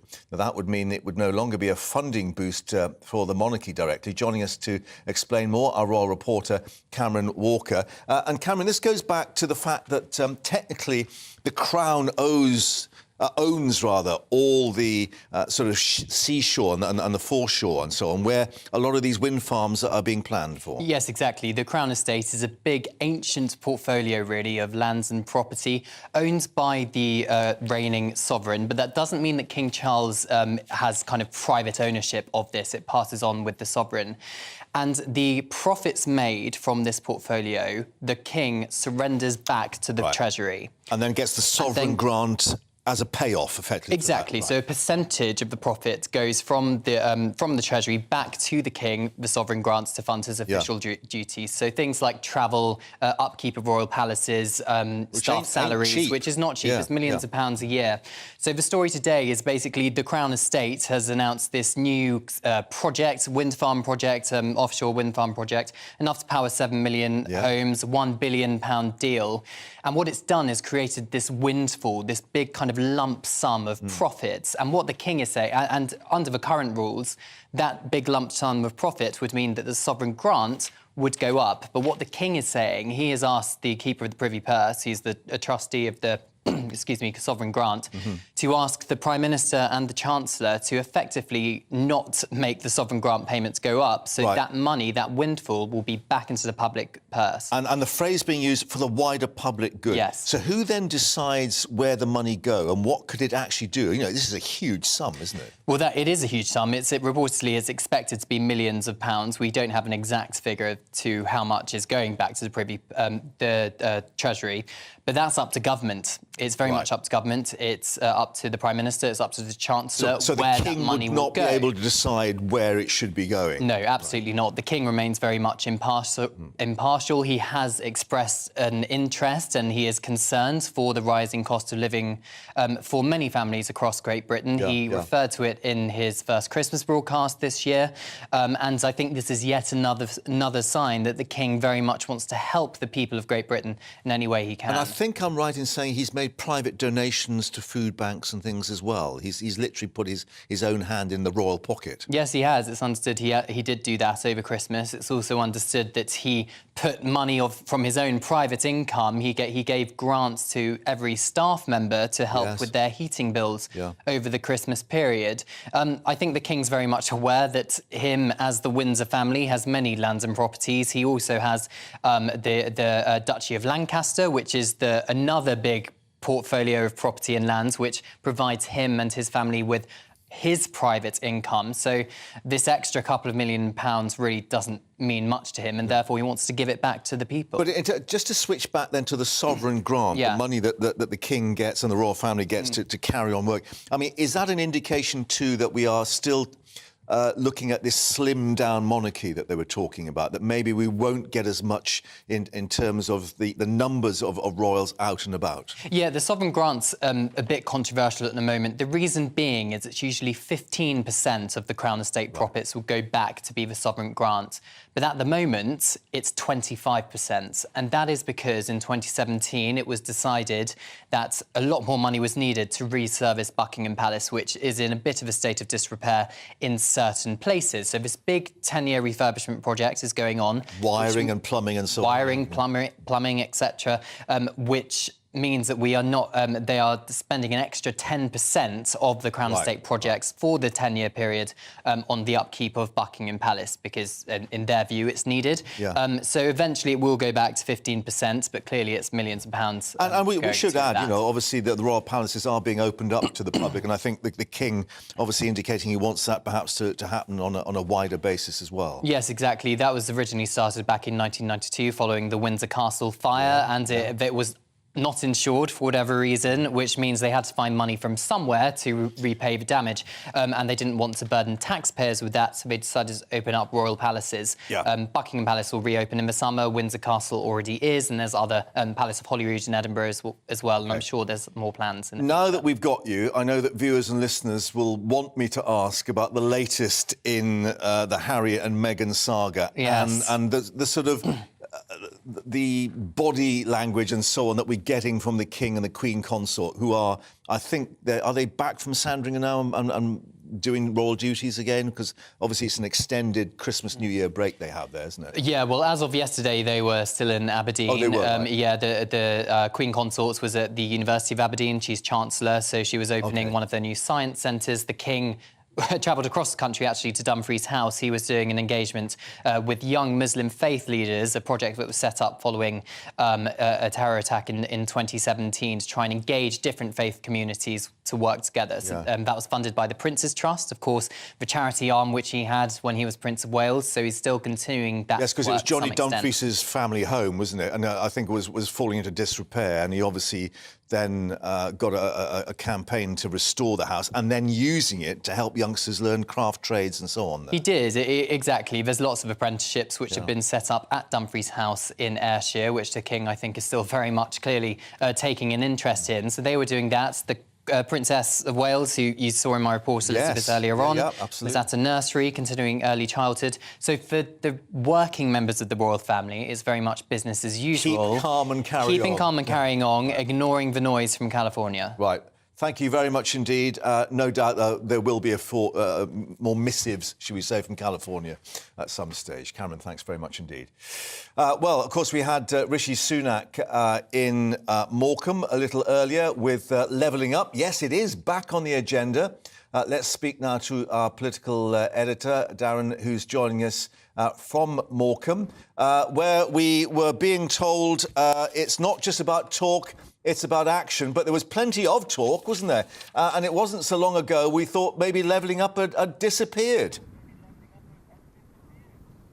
Yeah, indeed. I think it's fair to say that Rishi Sunak's one of his primary aims, Mark, was to make politics dull again after a year of turbulence. And I have to say that PM Connect event a little earlier on potentially means he is winning that battle at least. But yes, he is visiting the northwest, and indeed he's going to travel on to the northeast a little later on today as part of this kind of levelling up launch, if you like, as the second round of funding, over £2 billion between 111 projects right across the UK, including here in Morecambe. The reason he is here, they're going to build an Eden project based on the Eden project done in Cornwall. Eden North it's going to be called, pretty much based on the same basis, just on the beach from here in Morecambe. And the Prime Minister was kind of part of the announcement team for that today, 50 million quid being spent on it. But as I say, this is part of a range of initiatives right across the country, including here in the northwest. The reason, though, that some people have got pretty animated today about this levelling up agenda is that actually the money's not just been spent in the north of England, but right across the UK, including the opening of a castle in Kent, to places in Camden in North London, to other parts of the southeast of England. And many people are quite frustrated, suggesting that levelling up was about trying to bring the north up with the much wealthier south. Now, Rishi Sunak repeatedly battered those questions away by saying that actually a lot of people live in the south. There are areas of social deprivation there that do need levelling up. But at the same time, Mark, actually, when you look at the per capita spending, when you look at the amount of money being spent per person, it is actually the northwest and the northeast that come out on top. So in the end, he would argue, yes, this is about investing primarily in the north, but also levelling up. And you know what? There is a discussion about this, whether it was just meant to be aimed at the north of England. It is actually about trying to address needs right across the United Kingdom. Yeah, including some 19 million, of course, to his own constituency for regenerating the high street in Catterick Garrison. And it actually forced him, I think, when he was in Accrington a little earlier, to deny that it was what they call pork barrel politics. Yeah, he would suggest that this was to help out local army families that live near that base, and in the end he would argue that, you know, his constituency, he's helping out those people that serve and defend our country. But yeah, there are lots of questions about where the money has been spent. Again, the government would say this is the second round. There'll be another round of funding. These go through a due process. Everyone gets to put their bid into the government to try and secure some funding. And money's been spent in places like Blackpool. It's been spent in places like Cardiff as well. It is not necessarily just in those kind of areas where people have highlighted as this news has emerged today. But ultimately, my understanding, Mark, having covered politics, I don't know whether you agree with this, was that kind of levelling up was primarily aimed at the north of England. There was a sense that for decades the north had been somewhat left behind, and that it was about trying to kind of, if you like, lift the north up to levels of prosperity we see in the south. Now, that does seem to have changed with a change of Prime Minister from Boris Johnson to Rishi Sunak. And we remember those comments he made, don't we, in Tunbridge Wells during the leadership campaign last summer, where he talked about money being spent in places like that and elsewhere in Kent. And I think the Conservative Party, maybe this Prime Minister, are acutely aware that a lot of their voters are, yes, in red wall constituencies, but they're also in southern seats as well. And there was a sense of frustration that actually there was a lot of focus on the north of England and not necessarily on the south. And that is maybe why lots of the projects in the south of England have been given the go-ahead to try and redress that balance, to redress that argument that Rishi Sunak repeatedly made in that hall behind me, in which he says that this is not just about levelling up what we think about the north of England, but actually those socially deprived parts of the UK that can be in the southeast, they can be along the coasts of the east of England and elsewhere. Including a castle in Kent, of course. But interesting, I mean, we were talking about levelling up, but you also used this new phrase, PM Connect, which we understand is a new approach to get him out there, where he's in a more relaxed arena, in the shirt sleeves, as we saw, trying to engage directly with members of the public. Yeah, he did, and he did that for quite a long time, didn't he, taking questions from the local public here, though I have to say I don't think it's a cross-section of the public. These people were specifically invited to this event, and lots of them seem terribly keen on him and the Conservative Party, so I wouldn't suggest it is a cross-section of the public. But yes, there has been an attempt for the Prime Minister to be more involved in these types of forums. He's not terribly good at staring down a barrel or even necessarily making speeches from a script. It is actually much better, he is much better when he's responding to those questions one-on-one. It is a kind of a situation in which he does perform much better. In the end, though, Mark, I have to say, I'm a little frustrated, and I'm sure some viewers were, and maybe people are as well, that yet lots of questions about these infrastructure projects that undoubtedly will do good, and there is an awful lot of enthusiasm here. Do not let me get away with suggesting there isn't here in Morecambe about this project. But frankly, a lot of people do feel at the moment the trains aren't working. I couldn't get a train here this morning. The train here got cancelled. You can't get a doctor's appointment. You'd be pretty scared if you had a heart attack these days about getting a paramedic. Lots of school children are going to miss school in the weeks ahead because of strikes. And there's a sense that the government's focusing on things like, as I say, building an Eden project here in Morecambe, as welcome as it is, but actually shouldn't the Prime Minister be focusing on the fact that the country's not necessarily in a great state at the moment, and there are slightly more immediate problems, I might suggest. All the right questions, but not necessarily in the right place or the wrong place, as Eric Morecambe, of course, paraphrased all those years ago. Thank you very much indeed for updating us there in Morecambe. Indeed. Thank you. Indeed. Talking about views, what have you been telling us? gbviews@gbnews.uk. Kim been in touch. I think Arden, this is Jacinda Ardern. Terrible Prime Minister. It's great for NZ, New Zealand, to get shot of her. ! James, Sunak was dull today. He needs to be more realistic for me to vote for him in an election. I'm afraid it's Labour for me in the next election, unless something changes. Margaret, why do nurses work 12-hour shifts? They're bound to be exhausted, but they enjoy longer periods at home. The complete shake-up of NHS cannot come soon enough. Keep those views coming. We'll update you, of course, as we will now on the weather. Alex Deacon here with your latest weather update. It will turn a little milder as we go through the weekend, but it's cold out there again today. Many places dry and bright with sunny spells, but we will continue to see some snow in places. Seen some heavy snow, particularly in Manchester this morning, and some snow from this area of low pressure heading its way across northern Scotland. A mixture here at low levels of rain, sleet. It's over the hills where we'll continue to see some snowfall coming in, and a mixture of sleet and snow showers over northwest England, North Wales, and one or two moving into parts of the Midlands perhaps as well. But for many areas, it is dry and bright with sunny spells, but it is rather chilly. Temperatures 3 to 4 degrees Celsius, maybe 6 or 7 across the southwest. Feeling colder with the winds across northern Scotland. Further sleet and snow showers coming in here overnight, and it could turn icy wherever we've had showers or wherever we've had the snow through this morning. So just bear that in mind overnight. Slippery conditions again for Friday morning, even though most places won't be seeing any more snow showers through the night. Could turn foggy, especially so in Northern Ireland. It'll certainly turn frosty yet again. So a cold start to Friday, but by and large, Friday is a dry, sunny day for the vast majority. Some stubborn fog patches for Northern Ireland. A few showers grazing easternmost parts of England and eastern Scotland. Again, will be a mixture of rain, sleet, snow and perhaps hail, but say most places just dry and sunny. Temperatures just a degree or so higher, closer to average with light winds in the sunny spells. Not feeling too bad, but again, temperatures will drop pretty sharply on Friday evening. If you're heading out, it's going to be a cold and frosty one, but signs of a change behind me. The cloud thickening, some wet weather moving in. That is a weather front that will slowly introduce milder air this weekend, and I do mean slowly. Still pretty cold for most, but gradually turning milder across the north with some rain in western Scotland. Goodbye.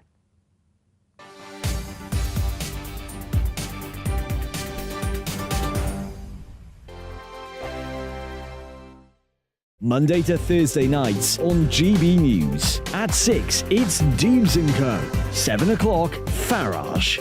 At 8, join Mark Stein. And at 9, Dan Wootton Tonight, followed by Headliners. On TV, radio and online. This is GB News. We are GB News, the People's Channel. Why not take us home with you by visiting the GB News shop at gbnews.store. You'll find all the official merchandise, a really good present actually for yourself, your friends or your family. We ship across the UK mainland at no extra cost. GB News, the People's Channel. Here on GB News Live, we'll be keeping you in the picture, finding out what's happening across the country and finding out why it matters to you. We'll have the facts fast with our team of reporters and specialist correspondents. Wherever it's happening, we'll be there from 12 noon on TV, radio and online. GB News, the People's Channel, Britain's news channel. Monday to Thursday on GB News, it's Bev Turner Today from 10 a.m. We're going to be here for you, our GB News family, to keep you up to date, but also make you smile. There's a guy who went from puberty to adultery. And I can't wait to bring a few of my own opinions. I have no time for cultural totalitarianism. We'll engage in passionate, but always polite debate, with your thoughts and opinions at the centre of it all. Only on GB News, the People's Channel, Britain's news channel. Hi there, it's Stephen and Anne. At breakfast from 6 a.m, you'll always be caught up with everything you need to know, the latest headlines, opinions and debates. We'll bring you the good news and the bad, but most of all, we're here for you. Remember, send in your views and let us know what you would like us to talk about. That's because we're your news channel. And every morning at 6 a.m, it's breakfast on GB News.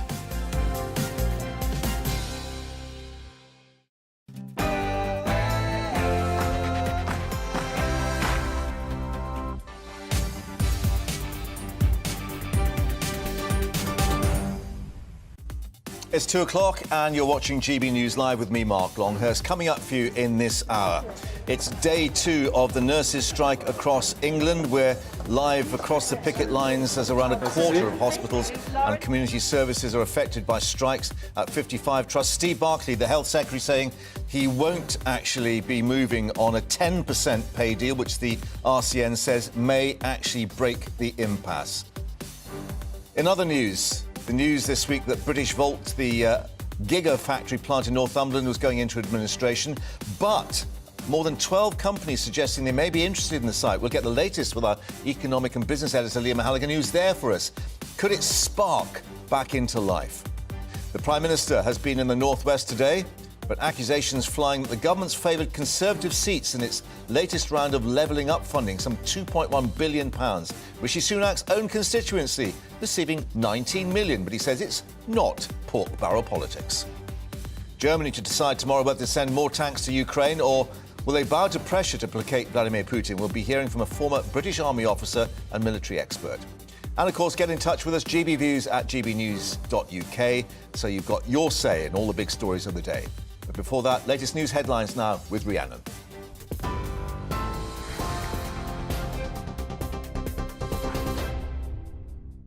Mark, thank you. Good afternoon. It's coming up to 2 minutes past 2, your top stories from the GB newsroom. The Prime Minister has defended his levelling up plans, insisting the North West and North East will benefit most. It's after Labour criticised the plans, saying London and South East England will be getting most of the money. The government's announced more than £2 billion will be invested in over 100 projects across the UK. They include the Eden Project North in Morecambe and Cardiff Crossrail. Rishi Sunak's insisting 2/3 of the funding is going to the most deprived areas of the UK. The Northwest is the top region. So the amount of money per person living there, who came top? Northwest. Who came second? Northeast. And actually, if you look down at the other end of the table, you find places like London and the southeast. And the difference is huge. So I think the funding that you're all getting per person out of this Levelling Up Fund is twice per capita what London and the southeast is getting. And it'll actually give you guys the confidence that when we talk about delivering Levelling Up and spreading opportunity across the country, that we really mean it. Sir Keir Starmer, meanwhile, is in Davos at the World Economic Forum. The Labour leader is looking to reassure global finance chiefs that Britain will be open for business under a Labour government. He's also pledged there'd be no new oil and gas investment in the UK if his party came to power. While Business Secretary Grant Shapps and International Trade Secretary Kemi Badenoch are also there, Sir Keir took the opportunity to criticise the absence of the Prime Minister and Chancellor. I think our Prime Minister should have showed up at Davos. I absolutely do. And one of the things that's been, impressed on me since I've been here is the absence of the United Kingdom. And that's why it's really important that I'm here and that our Shadow Chancellor Rachel Reeves is here as a statement of intent that should there be a change of government, and I hope there will be, the United Kingdom will play its part on the global stage in a way I think it probably hasn't in recent years. Health leaders are making contingency plans for what could be the biggest walkout in the history of the NHS next month. It was announced yesterday that ambulance workers will join nurses in a combined day of action for the first time ever on February the 6th. Nurses in England from 55 NHS trusts are today staging a second day of strike action, while more than 1,000 Unite members in the Welsh Ambulance Service are holding the first of two 24-hour walkouts. Hertfordshire Police says it's received more calls from potential victims about serial rapist David Carrick. That's following his hearing on Monday. The force, which covers the former officer's home county, set up a dedicated hotline for people to come forward with complaints. Carrick was sacked from the Met Police after admitting to 49 criminal charges, including 24 counts of rape at Southwark Crown Court on Monday. A British actor has been reported missing after going hiking in mountains north of Los Angeles. Julian Sands disappeared in the San Gabriel Mountains last Friday during bad weather. Ground rescue teams abandoned their search at the weekend because of avalanche risks. Police say it'll resume as soon as conditions improve. The 65-year-old is known for roles in films A Room with a View and Leaving Las Vegas, as well as TV appearances on 24 and Smallville. Meanwhile, the father of an aristocrat missing with her newborn baby and partner has spoke of the family's pain and urged her to contact police. Mark Gordon, a convicted sex offender, Constance Martin and their baby have been missing for 12 days. They were last traced to a taxi in Essex heading for London. Police are concerned Miss Martin and the baby haven't received medical attention since the birth. The King has requested the profits from a £1 billion a year wind farm deal to be used for the wider public good rather than the royal family. King Charles has asked for the profits from 6 new offshore wind farms being developed on Crown Estate land to be redirected to those struggling the most. It comes after His Majesty highlighted the anxiety and hardship of the cost of living crisis in his Christmas message. This is GB News. We'll bring you more as it happens. Now, though, it's back to Mark.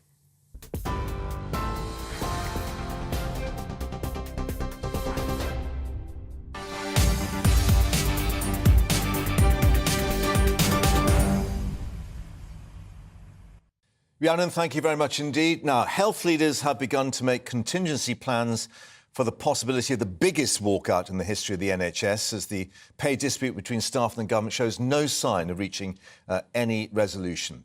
The NHS expressing huge concern after it was announced that ambulance workers would join nurses in the combined day of action next month on February the 6th. Well, the GMB announced that more than 10,000 ambulance workers, including paramedics, emergency care assistants and call handlers, would walk out then, and also then on February the 20th, March the 6th and March the 20th. Well, today, of course, the second day of the current walkout by the RCN nurses, and Will Hollis has been on the picket line in Derby. Under the watchful eye of history's most famous health worker, Florence Nightingale, the nurses of the present fight for the future of their profession.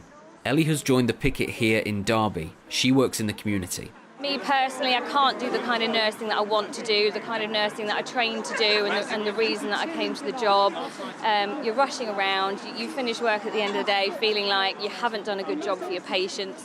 When it's right, it's the most rewarding job in the world, and that's why we do it, and that's why we're here fighting for a better profession, for people to want to do the job, so there's enough of us to provide really good care. There are picket lines like this one in Derby across the country, and it doesn't really matter where you go because you'll hear the same answers from the nurses, that this strike is about pay and working conditions, because it seems that you can't improve one without doing something about the other. Sam has worked in the NHS for 13 years. He may be outnumbered by his female colleagues, but he's facing the same financial challenges. Everything's going up. You know, we're now having to look more and more into our bank accounts. I'm having to, the week before payday comes along, I'm having to budget that a lot more. In the last independent pay review, NHS workers were given on average a 4% pay rise. Amidst high inflation, the Royal College of Nursing says that's not enough. Sandy is from the union. She says they won't back down until the government negotiates on pay. We don't want to end it without negotiations, and we will continue. Our mandate is until the end of May for us to be able to strike, and as it stands at the moment, we would go back out to ballot our members at the end of May to see if they wanted to continue striking if nothing's been brought to the table. Nurses have agreed exemptions, like covering chemotherapy and dialysis, but the strikes are hurting an already troubled health service. Newly announced action by NHS colleagues in the ambulance service will fall on the same day in February as nursing strikes. The challenges for both the NHS and the government are great. Health Secretary Steve Barclay. Well, I want to work constructively with the trade unions in terms of the pay review body process. Those are the discussions we have. That is a constructive way that I and other ministers are engaging with our respective trade unions. But ultimately, we need to act in the interests of the patient. Frozen in place, it appears that this dispute will outlast winter. Will Hollis for GB News in Derby. Well, that's the picture in Derby from Will. Let's go to York now, where our Yorkshire and Humber reporter Anna Riley has been assessing the mood and talking to the nurses there. And Anna, you were telling us earlier, it's not just about this pay figure, it's the whole concern about staffing and nursing care conditions and helping patients. Good afternoon, Mark. Yes, that is a real key concern here, that there is just not the amount of nurses and staff in the hospitals to keep patients safe, and the staff that are working in the hospitals are feeling that pressured that they're getting burnt out. And I'm joined now on the picket line by Caitlin. She is a respiratory nurse here at York Hospital. Caitlin, why have you turned out today? I think the strikes are really important to highlight what is going on in hospital at the moment. Nurses are just so disincentivised to work at the moment. We are working in incredibly difficult circumstances. We are going home after work feeling dissatisfied with the patient care that we have provided, and we have done our best to provide the best care possible, but the situation we're in is meaning that patients just simply aren't getting that care. And what is it like, working in the hospital when there's not the resource there for you? It's stressful, really, really stressful. It makes our job incredibly difficult to do, and it makes us feel terrible, in all honesty. The lack of staff at the moment, we are seeing firsthand on the wards what effect it is having on staff. I've witnessed nurses crying in staff rooms, crying in the clinical rooms, and just wondering whether or not they should be a nurse anymore. And what would you say to people that are saying, if we're already in a crisis at the moment with the NHS, this is making it worse, nurses coming out on strike? Well, we've gone on strike to highlight these issues, and we're really upset that it's actually come to this point. There's been multiple occasions where we have requested that the government sits down and speaks to us. They keep saying that they're giving us extra funding, but we are not seeing that funding. We are seeing potentially that funding being spent completely on agency nurses, which I know for a fact the government has got, the Conservative government that is, has got backing it in. They're profiting from this. And what would you say to comments that have been made by an MP today that nurses should budget better, they shouldn't be on food banks? So this MP that said this is also saying that nurses are on an average of 35 grand a year, and that is completely false. Nurses are budgeting the best that they can. I am seeing nurses use food banks. I am seeing them go heavily into overdrafts just to afford to live in the city that they were born in. They are struggling. People can't even afford to pay for parking, potentially. People are struggling for bus fare. We are budgeting the best we can at the moment. And what pay rise would you want? Would 10% be enough? I know you originally asked for 19. So we all know that 19 probably isn't feasible, but we are negotiating. We're wanting to discuss pay. We need to make nursing look like a profession that is desirable to people. We need the staff, and we need to retain people to stop them from going abroad, to stop them from going to agency.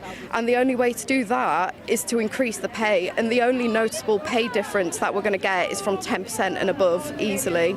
And that is how we're going to solve a lot of our issues. We're going to get more nurses. We're going to help the community. It will improve a lot of things. Thank you for sharing. So that's Caitlin's thoughts here, a respiratory nurse at York Hospital, and she's saying we need more nurses. There's 47,000 positions that need filling just in England, and she's saying she needs that the job needs to be more attractive to people, to bring more people in, and pay is part of that, but also improved working conditions. And then, of course, retaining those staff as well, as those car horns still sound their support for the picket line. Anna, thanks very much indeed for updating us there. More, of course, on the picket lines throughout the afternoon. But let's talk about levelling up now. Yes, it's back in the headlines. We heard earlier from the Prime Minister on the government's levelling up spending. He was speaking in Morecambe, which will see a new Eden Project North. But he also outlined spending for other regions. It's a brilliant example of what our levelling up agenda is all about. It's not just talk, it's about action. But what does it mean? What does levelling up mean? Because you hear it a lot. Now, for me, it's something very simple. It's about spreading opportunity and creating jobs in every single part of our country. But it's also about making sure that people, wherever they live in our amazing country, can feel huge pride, enormous pride, in the places that they call home. And this project, this investment, is a fantastic example of us delivering that for all of you. Now, when David and I were out and about this morning, I sensed there was so much excitement. There was a real buzz about what this project means for your community. And that's why it's a real privilege for me to be with you today to celebrate your success. I'm really proud to be able to bring the investment to you. I'm proud to back all of you and your amazing community in this wonderful project and the thing that you're going to create for us all to enjoy. And that's what gives me confidence, that when we work together, we really can change our country for the better. And we took an enormous step on that journey today with all of you. Well, some £2.1 billion in total, but part of the money going to Cardiff, a Crossrail plan in the city allocated some £50 million. Let's cross to the Welsh capital now and speak to our national reporter, Paul Hawkins, who's there. And Paul, 50 million, slightly cheaper than London's Crossrail project that we remember, but we assume it's a slightly shorter distance to run there from the waterfront up into the centre of the city. Yeah, well, it's funny you say that, Mark, because that's exactly the question I was going to pose. Listen, £50 million of a total £208 million going to Wales for 11 projects. So £50 million, almost a quarter, in fact, easily a quarter of that money going to a new rail line. A new rail line. Is it new? or is it more like it's upgraded? Because there's already a train line there that runs from Cardiff Central to Cardiff Bay. Yes, you have to make one change on that journey, which only takes 10 minutes. It's less than a mile. You can walk the route in 20 minutes. There's also 5 bus routes that cover it. So yes, it'll get newer train, tram, hybrid vehicles, carriages, I should say, rolling stock as they call it, running along the route, and that'll be more environmentally friendly. It'll be more reliable. It's new rolling stock and more reliable. But is it really the best way to spend £50 million? This is what people on the Bay have been telling me earlier. You've been to Swansea lately? It's a dump. It's just gone a dump now. There's no shops there. Okay. There's nothing. I just wonder how they decide where the money's going to go, because sometimes it seems to go to places where they don't need it as much as where other investment would be needed more. I think it's important to not just have all the money going to London and the South East. So I think the principle of it's good. The politicians are just out for themselves. Yeah. That's my feeling. I don't listen to any politician at all. They're not putting anywhere near enough money or effort into it, and there's pockets all over Wales and all over the north of England that are in desperate need of investment, and what they're doing is a token gesture.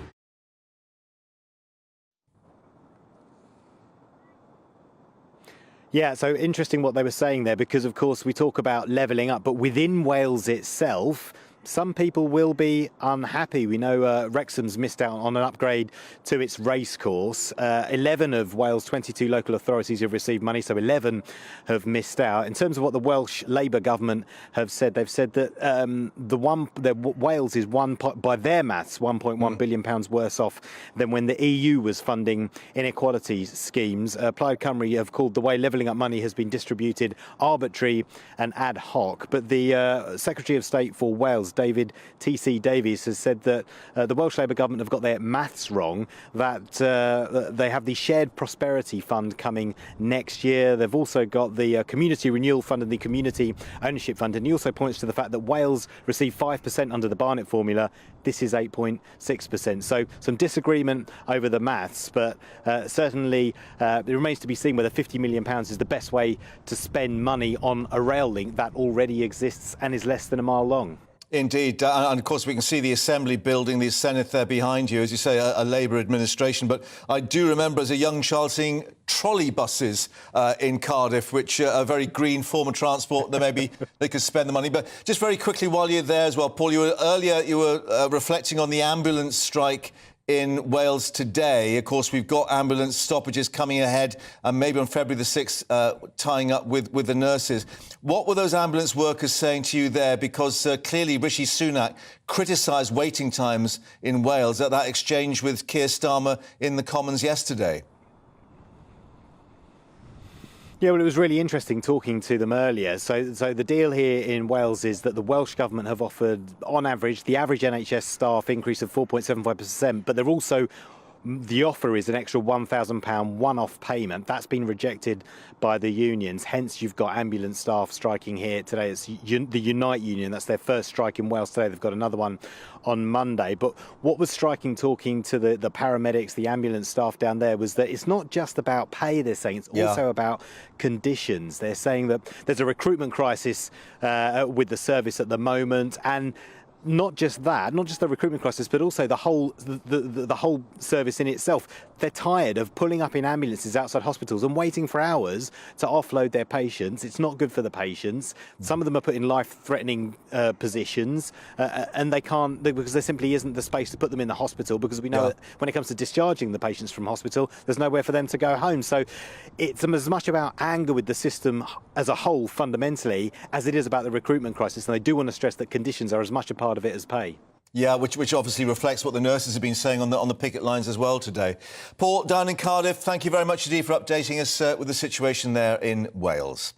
Well, coming up, we're going from Wales to the northeast of England. Of course, the announcement of the British Volt factory and the company going into administration. But could things be sparking back into life up there? We'll be getting the latest with our business and economics editor, Liam Halligan, on the spot. Before that, let's take an update on the weather.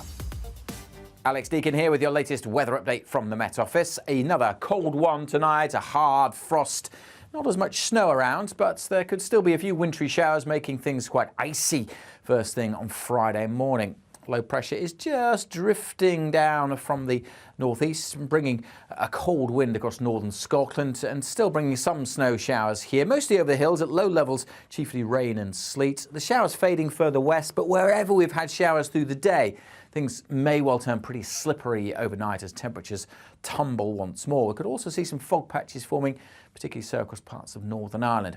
Most places just staying clear and as a result turning cold. Negative figures even in urban areas well below freezing, especially where there's snow lying on the ground across parts of Scotland. There'll still be a few wintry showers coming into the northeast on Friday morning, but most places are going to have a dry and a sunny Friday. Some slow-moving, stubborn fog patches around, just the odd chance of a shower across eastern parts of England. A cold wind picking up across Lincolnshire and Norfolk. Temperatures, though, for most a little bit higher on Friday afternoon, and with light winds in the winter sunshine, not feeling too bad, but temperatures dropping very sharply once more on Friday evening. Another frosty one, and fog thickening up on Friday night into Saturday across parts of England and Wales. More of a change though further north and west. Some rain coming in initially to western Scotland, northern and western parts of Northern Ireland. That will just trickle into other parts of Scotland and Northern Ireland through the day. So dull and damp in the northwest. Many other areas on Saturday still dry and sunny, but there will be that fog in places which will keep temperatures around freezing. But where the fog clears, we're up at 5 or 6 degrees, so still on the cold side for the time of year. The damp weather in the northwest from these weather fronts will continue into Sunday, but milder here. The colder air persists though this weekend in the east. Hi, Andrew Pierce here. Join me every Friday lunchtime for a proper no-nonsense debrief of the week's events. With special guests in the studio and the GB News team on the ground, I'll be getting you up to date with news, some intelligent discussion and my own sharp take. The weekend starts here with me every Friday lunchtime on GB News, the People's Channel, Britain's news channel.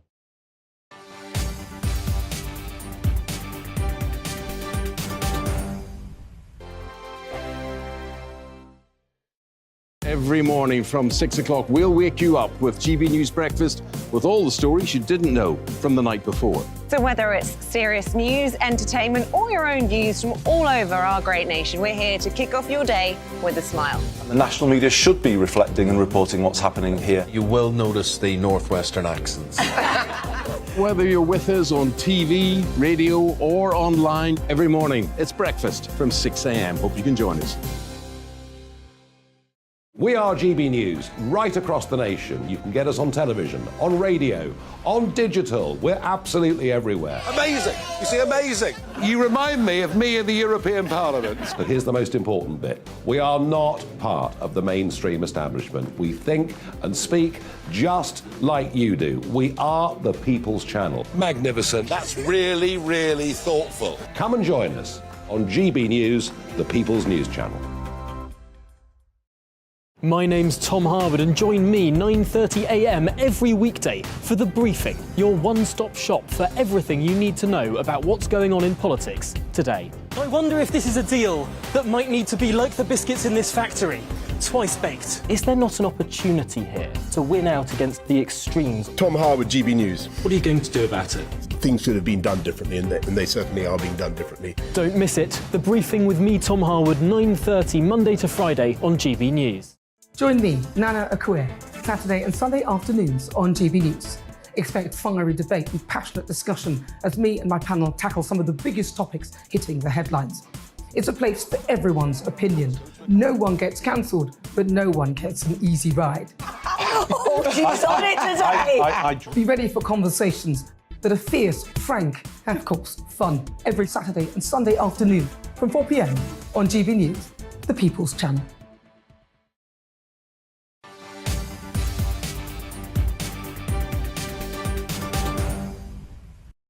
And welcome back to GB News Live. Now let's update you on the complex and complicated political situation in Northern Ireland, with the Northern Ireland Secretary making it clear he will not immediately announce a Stormont election if the latest power-sharing deadline lapses at midnight tonight. Now that deadline for forming a devolved executive set to fall by the wayside with a deadlock over post-Brexit trading arrangements continuing if the Stormont parties do not agree to form the administration in Belfast, the UK government assuming a legal duty at midnight to call an assembly election in the region. Let's get more now with Northern Ireland journalist and commentator Amanda Ferguson joining us. Amanda, it's not all bad news, though, because we're getting a bit of mood music that things may be changing behind the scenes. Of course, we've seen James Cleverly, the Foreign Secretary, in Washington and speaking to Americans. And we've got Sinn Féin now, Mary Lou McDonald, the president, saying, wanted to strike a positive and optimistic note because she said there is now finally a sense of movement.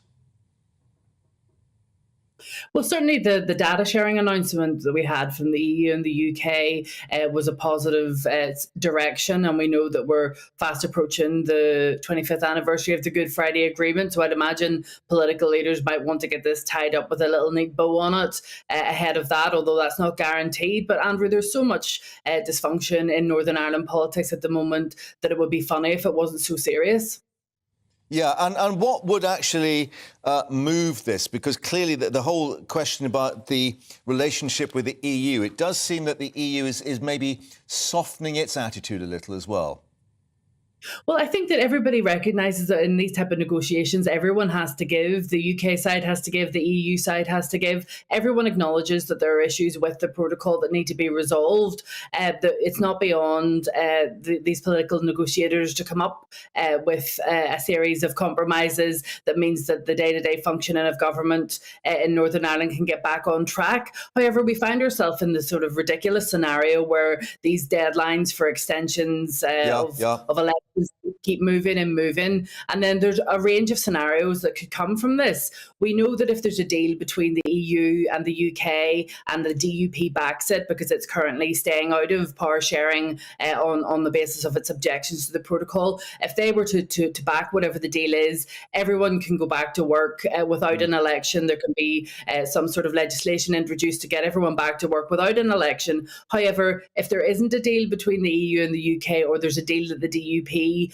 and its supporters don't back, then we're in the same scenario that we're not going to get devolved government up and running anytime soon, and it's having major life impacts on the citizens of this particular jurisdiction, whether you're British or Irish or some combination of both. And I think that that's been highlighted most starkly in the last 24 hours over our opt-out organ donation legislation. It's referred to as Dahi's Law after the young boy. It's named after who needs a heart. Yeah. And we progress that forward because we don't have a government at the moment. So we have the ridiculous scenario where the five parties, the main parties in Northern Ireland, are having to write to the Secretary of State and plea for him and for civil servants to introduce the legislation that they should be introducing. And it's an unusual scenario in that it also includes the signature of the DUP leader, and currently they're the only party that are sort of putting a block on Stormont being up and running. All the other parties,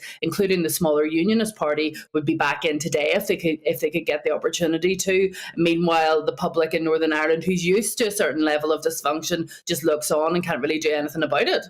Yeah, so there's a political limbo with, as you said, that decision-making process. But I mean, just to drill down, and I know you've mentioned the DUP and all the political difficulties, but is it just, when you actually distill it, about the administrative checks, the border checks on trade between Northern Ireland and Great Britain, and once those can be sorted out, that frees everything else up as a result? Well, there are a range of other issues, including the role of the ECJ. It's not just the checks side of things. Essentially, unionists of all stripes, whether you're moderate or hardline, they don't like the protocol because they view Northern Ireland as having a different Brexit from the rest of the UK. Now, because everyone acknowledges that Northern Ireland's part of the UK, but it is a unique place in that it's on a separate island. And while we are at peace, it is a contested jurisdiction. And the idea that there would ever be a land border just isn't practical or a sort of floatable idea. Everyone knows that the protocol isn't working for every single business or every citizen that lives here. Some people have no knowledge or interest or disturbance by the protocol at all. A lot of businesses are benefiting from having that dual market access. They're benefiting from sort of having the best of both worlds, and they're making good money out of it. However, it is causing a headache for a lot of other people, and it's not even fully implemented yet. So everyone, whether it be the UK, the EU, the Irish government, the local parties, everyone acknowledges that the protocol needs to be made to work better. The difference that we have at the moment is that all of the parties that aren't the DUP that are eligible to form government say, look, we need to get back in and deliver for the people of Northern Ireland through the storm and devolved institutions, while the EU and the UK sort all this out, whereas the DUP say that they're remaining out. And the action that they've been taking has been going on since February of last year. So it's not having an immediate impact. It is having some impact on the negotiations, but it's not having an immediate direct impact. Meanwhile, all of these pressures around that organ legislation, around health service waiting lists and the need for transformation, all of these things are building up and nothing's being done. And this isn't the first time we've had this stop-start form of government. We only got devolution back up and running in 2020 after a collapse of 3 years. So we really are behind, and it really is having major impacts on people. And I often get asked, why are people not out on the streets about this? People are complaining, people are frustrated, and they are campaigning, but there isn't really much for them to do. And we're stuck in this unusual scenario where this threat of an election is hung over people's head, and we have the elected representatives that were elected in May not able to do their full job because of the continuing boycott over the issues that flow from the post-Brexit trading arrangements. As you say, it's a long time to have a headache. Amanda, thanks for updating us and putting us in the picture once more. Thank you very much indeed. Coming up, will Germany send tanks to Ukraine, or the politicians paralysed over the use of heavy armour? And, of course, the country's heavy reliance on Russian energy. A decision is expected shortly. We'll be speaking to a military analyst. First, an update on the news headlines with Rhiannon.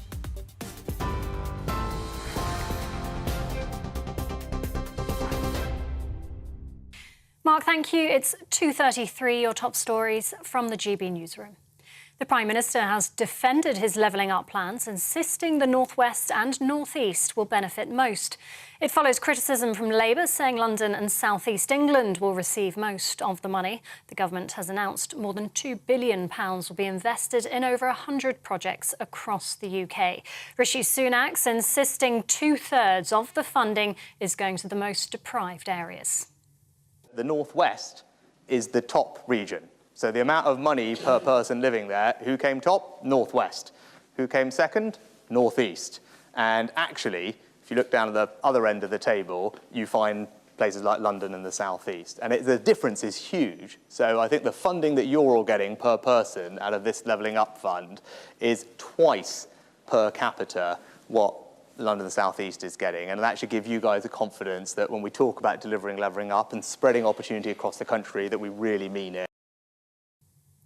Sir Keir Starmer, meanwhile, is in Davos at the World Economic Forum. The Labour leader's looking to reassure global finance chiefs that Britain will be open for business under the Labour government. While the Business Secretary and International Trade Secretary are also there, Sir Keir criticised the absence of the Prime Minister and Chancellor. Health leaders are making contingency plans for what could be the biggest walkout in the history of the NHS next month. It was announced yesterday that ambulance workers will join nurses in a combined day of action for the first time ever on February the 6th. Nurses in England are today staging a second day of strike action, while more than 1,000 Unite members in the Welsh Ambulance Service are holding the first of 2 walkouts. And Hertfordshire Police says more victims of serial rapist David Carrick have come forward and reported further offences since his hearing on Monday. The force, which covers the former officer's home county, set up a dedicated hotline for other potential victims. Carrick was sacked from the Met Police after admitting to 49 criminal charges, including 24 counts of rape over an 18-year period. TV, online and DAB+ radio, this is GB News. Don't go anywhere. Mark will be back in just a moment.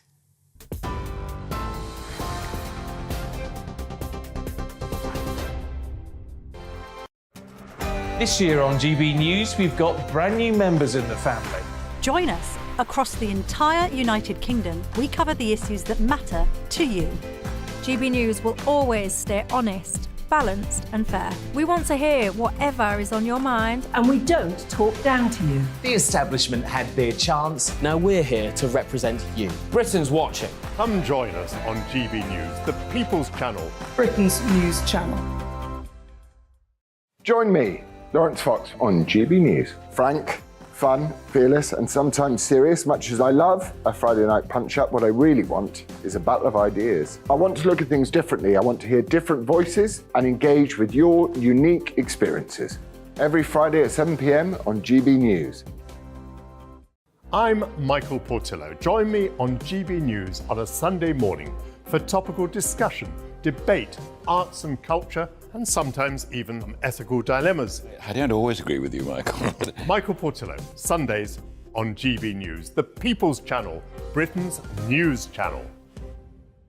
Monday to Thursday nights on GB News. At 6, it's Deems & Co. 7 o'clock, Farage. At 8, join Mark Stein. And at 9, Dan Wootton Tonight, followed by Headliners. On TV, radio and online. This is GB News. We are GB News, the People's Channel. And right across the United Kingdom. You can find us on Sky Channel 512, Virgin Media Channel 604, Freesat Channel 216, Freeview Channel 236, and YouView Channel 236. You can also take us with you on DAB Plus Radio, with the GB News app and at the website gbnews.uk. We're absolutely everywhere. Come join us on GB News, the People's Channel, Britain's news channel.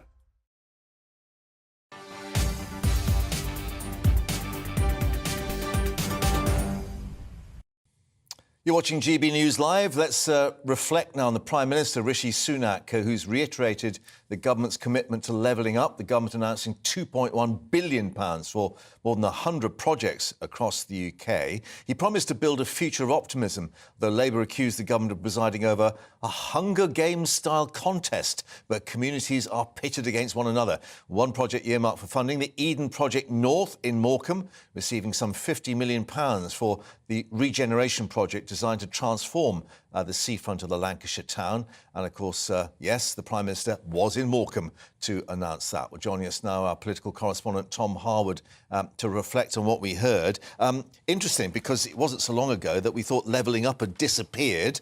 Then yesterday, the Times newspaper saying, oh, no, it's now gauging up, it's engaging communities. It was really back with a vengeance today. It certainly was. It seemed like the Prime Minister took a bit of a personal hit from that story in the Times. It's interesting how many times the Prime Minister himself has said the words levelling up today. Of course, he's not only visiting Morecambe, but 2 other places in the country as well, jetting between them before returning to Downing Street this evening. And of course, over 100 places in the United Kingdom are getting this second round of funding. There was, of course, a previous round of levelling up funding that came under the Boris Johnson ministry. So this is continuing that process. There has been some criticism about where this money has gone. There's been some criticism that London and the southeast of England have got a lot, although the government say to that criticism, when you compare it by population, not just in terms of absolute cash. Of course, London and the South East is more populated than the rest of the United Kingdom. Actually, Wales comes out top in terms of per capita funding.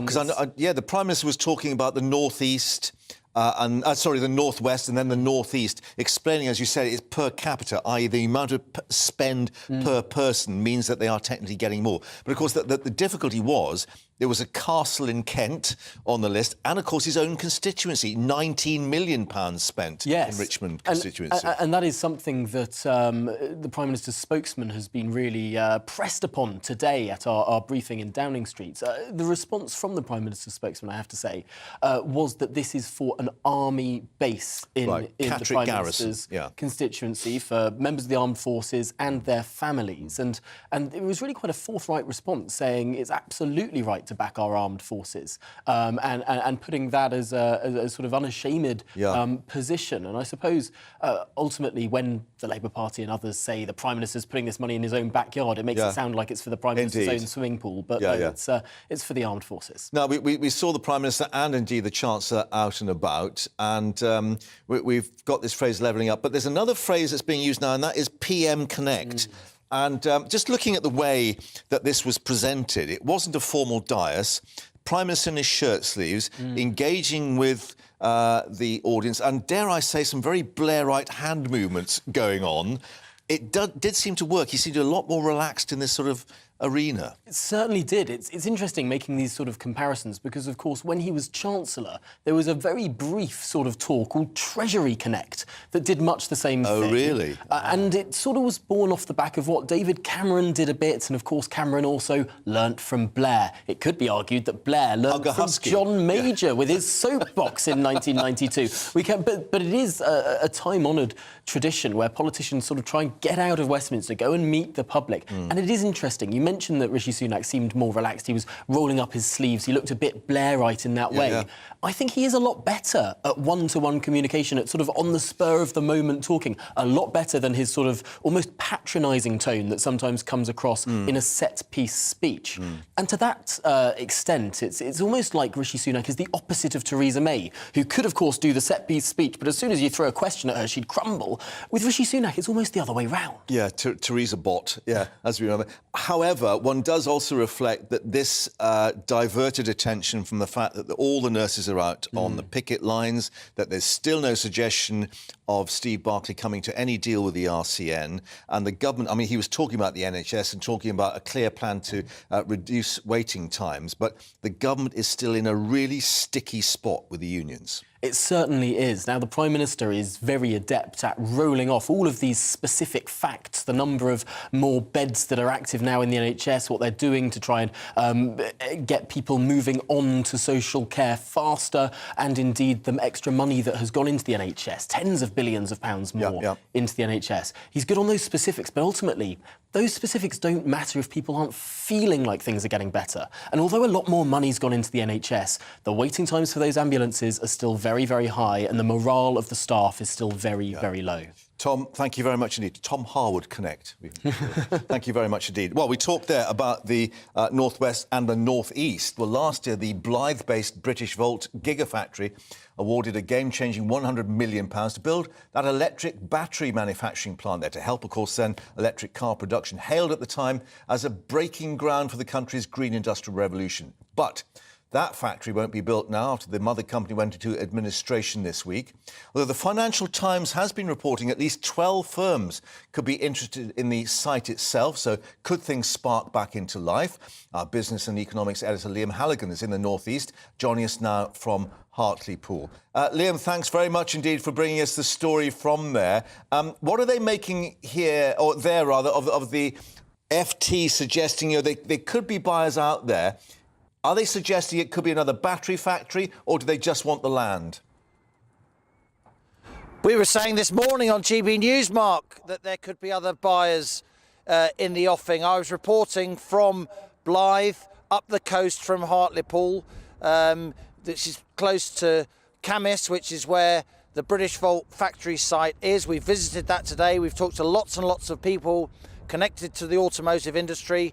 We'll be bringing you those reports on GB News later today, tomorrow, and indeed next week. There does seem to be a sense here, I can feel it in my bones, that there will be a gigafactory on that site. British Volt, of course, has now gone into administration. The startup that was originally meant to raise the capital to build the factory, around £3.6 billion, a huge plant to manufacture those batteries for electric vehicles, which would then be used in car making, not least here in the North East, the biggest car making cluster in Britain, but also in the Midlands, South Wales and elsewhere.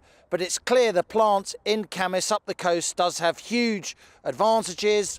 It was originally a power station. There's kind of wiring there. It's close to renewable energy sources in the North Sea from those offshore wind turbines. The biggest offshore wind farm in the world is being built in the middle of the North Sea between the British and the Norwegian government.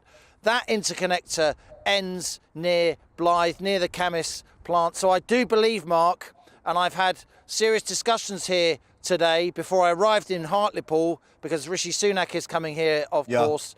I've had serious discussions with industrialists here who can't talk to me on the record, but they've told me off the record that a huge amount is going on in order to make sure that this gigafactory is built. And in terms of levelling up and what we've heard about the northeast, does it really take a government initiative to put more money into this, a sweetener, a carrot on a stick, to get things moving? It's a kind of chicken and egg, Mark. The government's committed for a long time to the gigafactory project at Camis, up the coast here from Hartlepool, and yet the money, £100 million of government money, was contingent on the company raising private sector capital as well. And it seems to me that's kind of fair enough.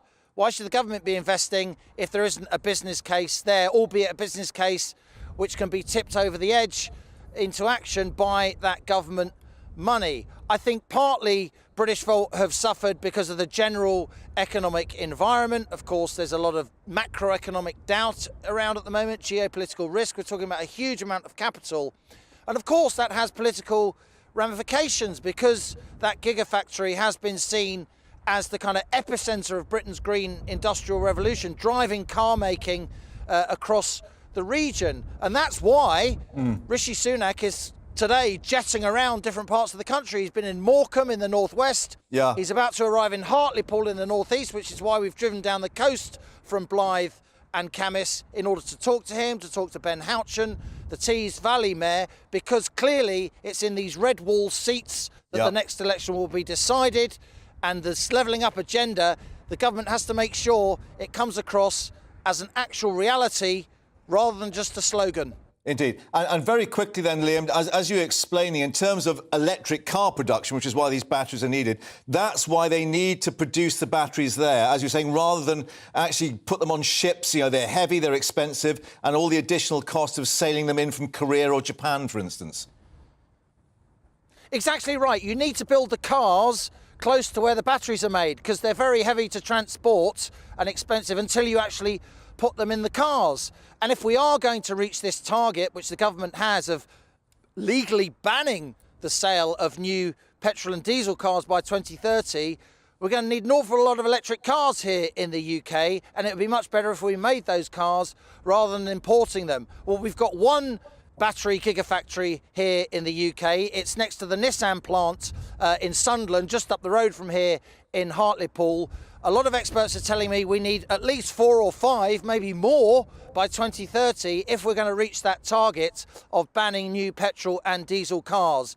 So this is high politics, this is industrial strategy, this is also about regional policy and whether or not the northeast of England can continue to be what it currently is, Mark, one of the biggest centres in the world of renewable energy expertise. A lot of investment coming in here, but for now, British Volt can't get the money together to build this gigafactory. The company's folded, fingers and toes crossed that another private sector player will come in order to access that government cash. With the clock ticking, indeed. Liam, thank you very much for updating us there. And as you say, the Prime Minister there a little later. We'll get more from you throughout the afternoon. Now, Germany set to make a decision tomorrow on whether to send tanks to Ukraine. But there are fears it may decide to back off. Germany's Leopard tanks, widely viewed as the best option for Ukraine. It's repeatedly called for the West to send more heavy armour. Defence chiefs from the United States currently holding make-or-break talks with their German counterparts over the weapons that Kyiv said could decide the fate of the war. Let's get the views now of Hamish de Breton-Gordon, former commander of 1st Royal Tank Regiment, joining us once more. Hamish, thank you for your time. I know we've got Challenger 2 tanks coming or going from Britain, but how does the Leopard actually measure up against the Challenger 2 for Ukrainian forces? Well, good afternoon. I mean, the Leopard 2 is a very, very capable tank of similar sort of qualities to the Challenger 2. The difference being, of course, there are thousands of Leopard 2 tanks in all armed NATO countries across Europe, and a lot of them have already offered to give them to Ukraine. We're giving 14 Challenger 2s. I'd actually like to see us give many more, but we've only got a couple of hundred. And you know, if we gave those, we wouldn't have any ourselves. So I agree, there are some worrying signals coming out of Berlin.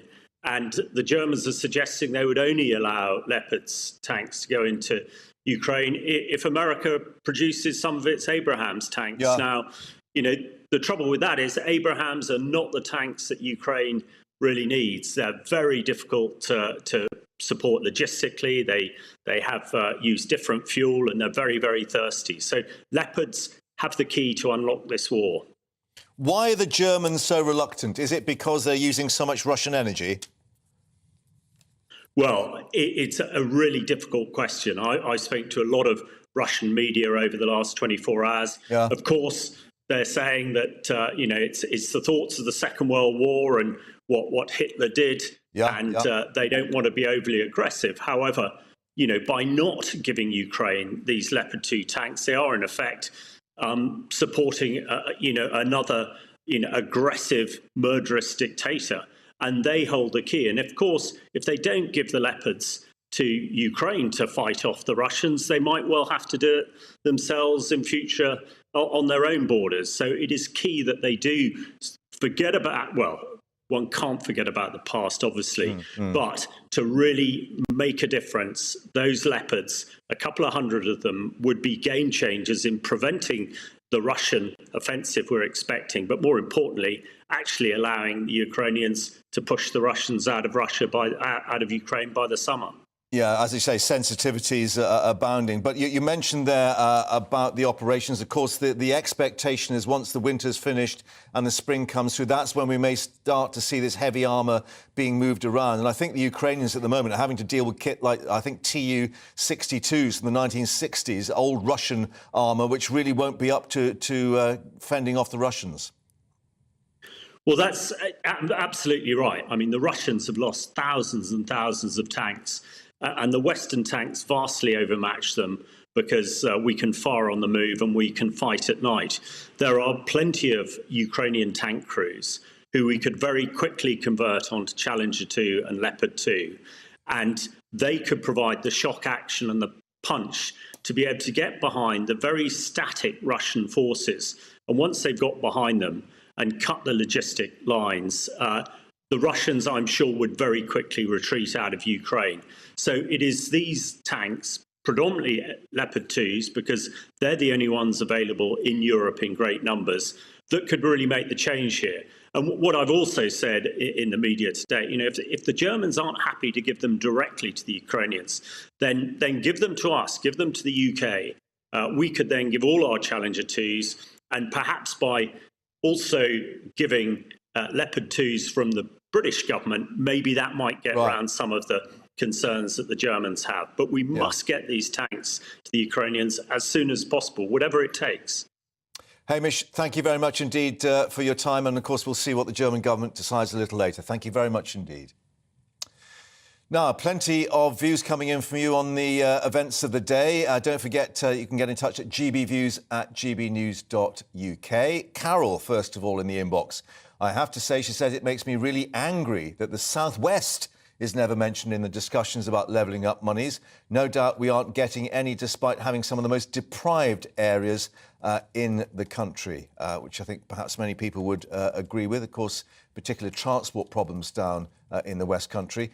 John, meanwhile, saying it's an absolute disgrace that anyone from the UK is showing their faces at the World Economic Forum in Davos, especially Keir Starmer, ! WEF is global anarchy, completely undemocratic. The best levelling up that the government could provide to the Northwest will be to start fracking immediately. Meanwhile, Christine from Tyneside in the Northeast, I'm guessing that levelling up doesn't include the Northeast of England. Well, I think maybe we have just answered that with what the Prime Minister was saying. And, of course, Liam up there suggesting that they're trying to get those factories up and running to help with the battery production for electric cars. Anyway, keep your views coming, as ever, and we'll reflect them throughout the afternoon. But that's it for the moment from GB News Live with me, Mark Longhurst. But don't go anywhere, because Nana will with you fairly shortly for Patrick's show until 6 p.m. Before that, though, let's take a look at the weather, see if there's any warmth on the way and a break in the freeze. Here are the details for you. Alex Deakin here with your latest weather update from the Met Office. Another cold one tonight, a hard frost. Not as much snow around, but there could still be a few wintry showers, making things quite icy first thing on Friday morning. Low pressure is just drifting down from the northeast, bringing a cold wind across northern Scotland and still bringing some snow showers here, mostly over the hills at low levels, chiefly rain and sleet. The showers fading further west, but wherever we've had showers through the day, things may well turn pretty slippery overnight as temperatures tumble once more. We could also see some fog patches forming, particularly so across parts of Northern Ireland. Most places just staying clear and as a result turning cold. Negative figures even in urban areas, well below freezing, especially where there's snow lying on the ground across parts of Scotland. There'll still be a few wintry showers coming into the northeast on Friday morning, but most places going to have a dry and a sunny Friday. Some slow-moving, stubborn fog patches around, just the odd chance of a shower across eastern parts of England. A cold wind picking up across Lincolnshire and Norfolk. Temperatures, though, for most a little bit higher on Friday afternoon, and with light winds in the winter sunshine, not feeling too bad, but temperatures dropping very sharply once more on Friday evening. Another frosty one, and fog thickening up on Friday night into Saturday across parts of England and Wales. More of a change though further north and west. Some rain coming in initially to western Scotland, northern and western parts of Northern Ireland. That will just trickle into other parts of Scotland and Northern Ireland through the day. So dull and damp in the northwest. Many other areas on Saturday still dry and sunny, but there will be that fog in places which will keep temperatures around freezing. But where the fog clears, we're up at 5 or 6 degrees, so still on the cold side for the time of year. The damp weather in the northwest and these weather fronts will continue into Sunday, but milder here. The colder air persists though this weekend in the east. Hi, Andrew Pierce here. Join me every Friday lunchtime for a proper no-nonsense debrief of the week's events. With special guests in the studio and the GB News team on the ground, I'll be getting you up to date with news, some intelligent discussion and my own sharp take. The weekend starts here with me every Friday lunchtime on GB News, the People's Channel, Britain's news channel.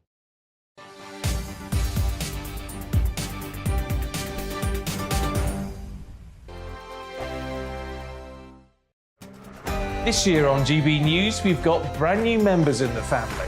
Join us. Across the entire United Kingdom, we cover the issues that matter to you. GB News will always stay honest, balanced and fair. We want to hear whatever is on your mind. And we don't talk down to you. The establishment had their chance. Now we're here to represent you. Britain's watching. Come join us on GB News, the People's Channel. Britain's news channel.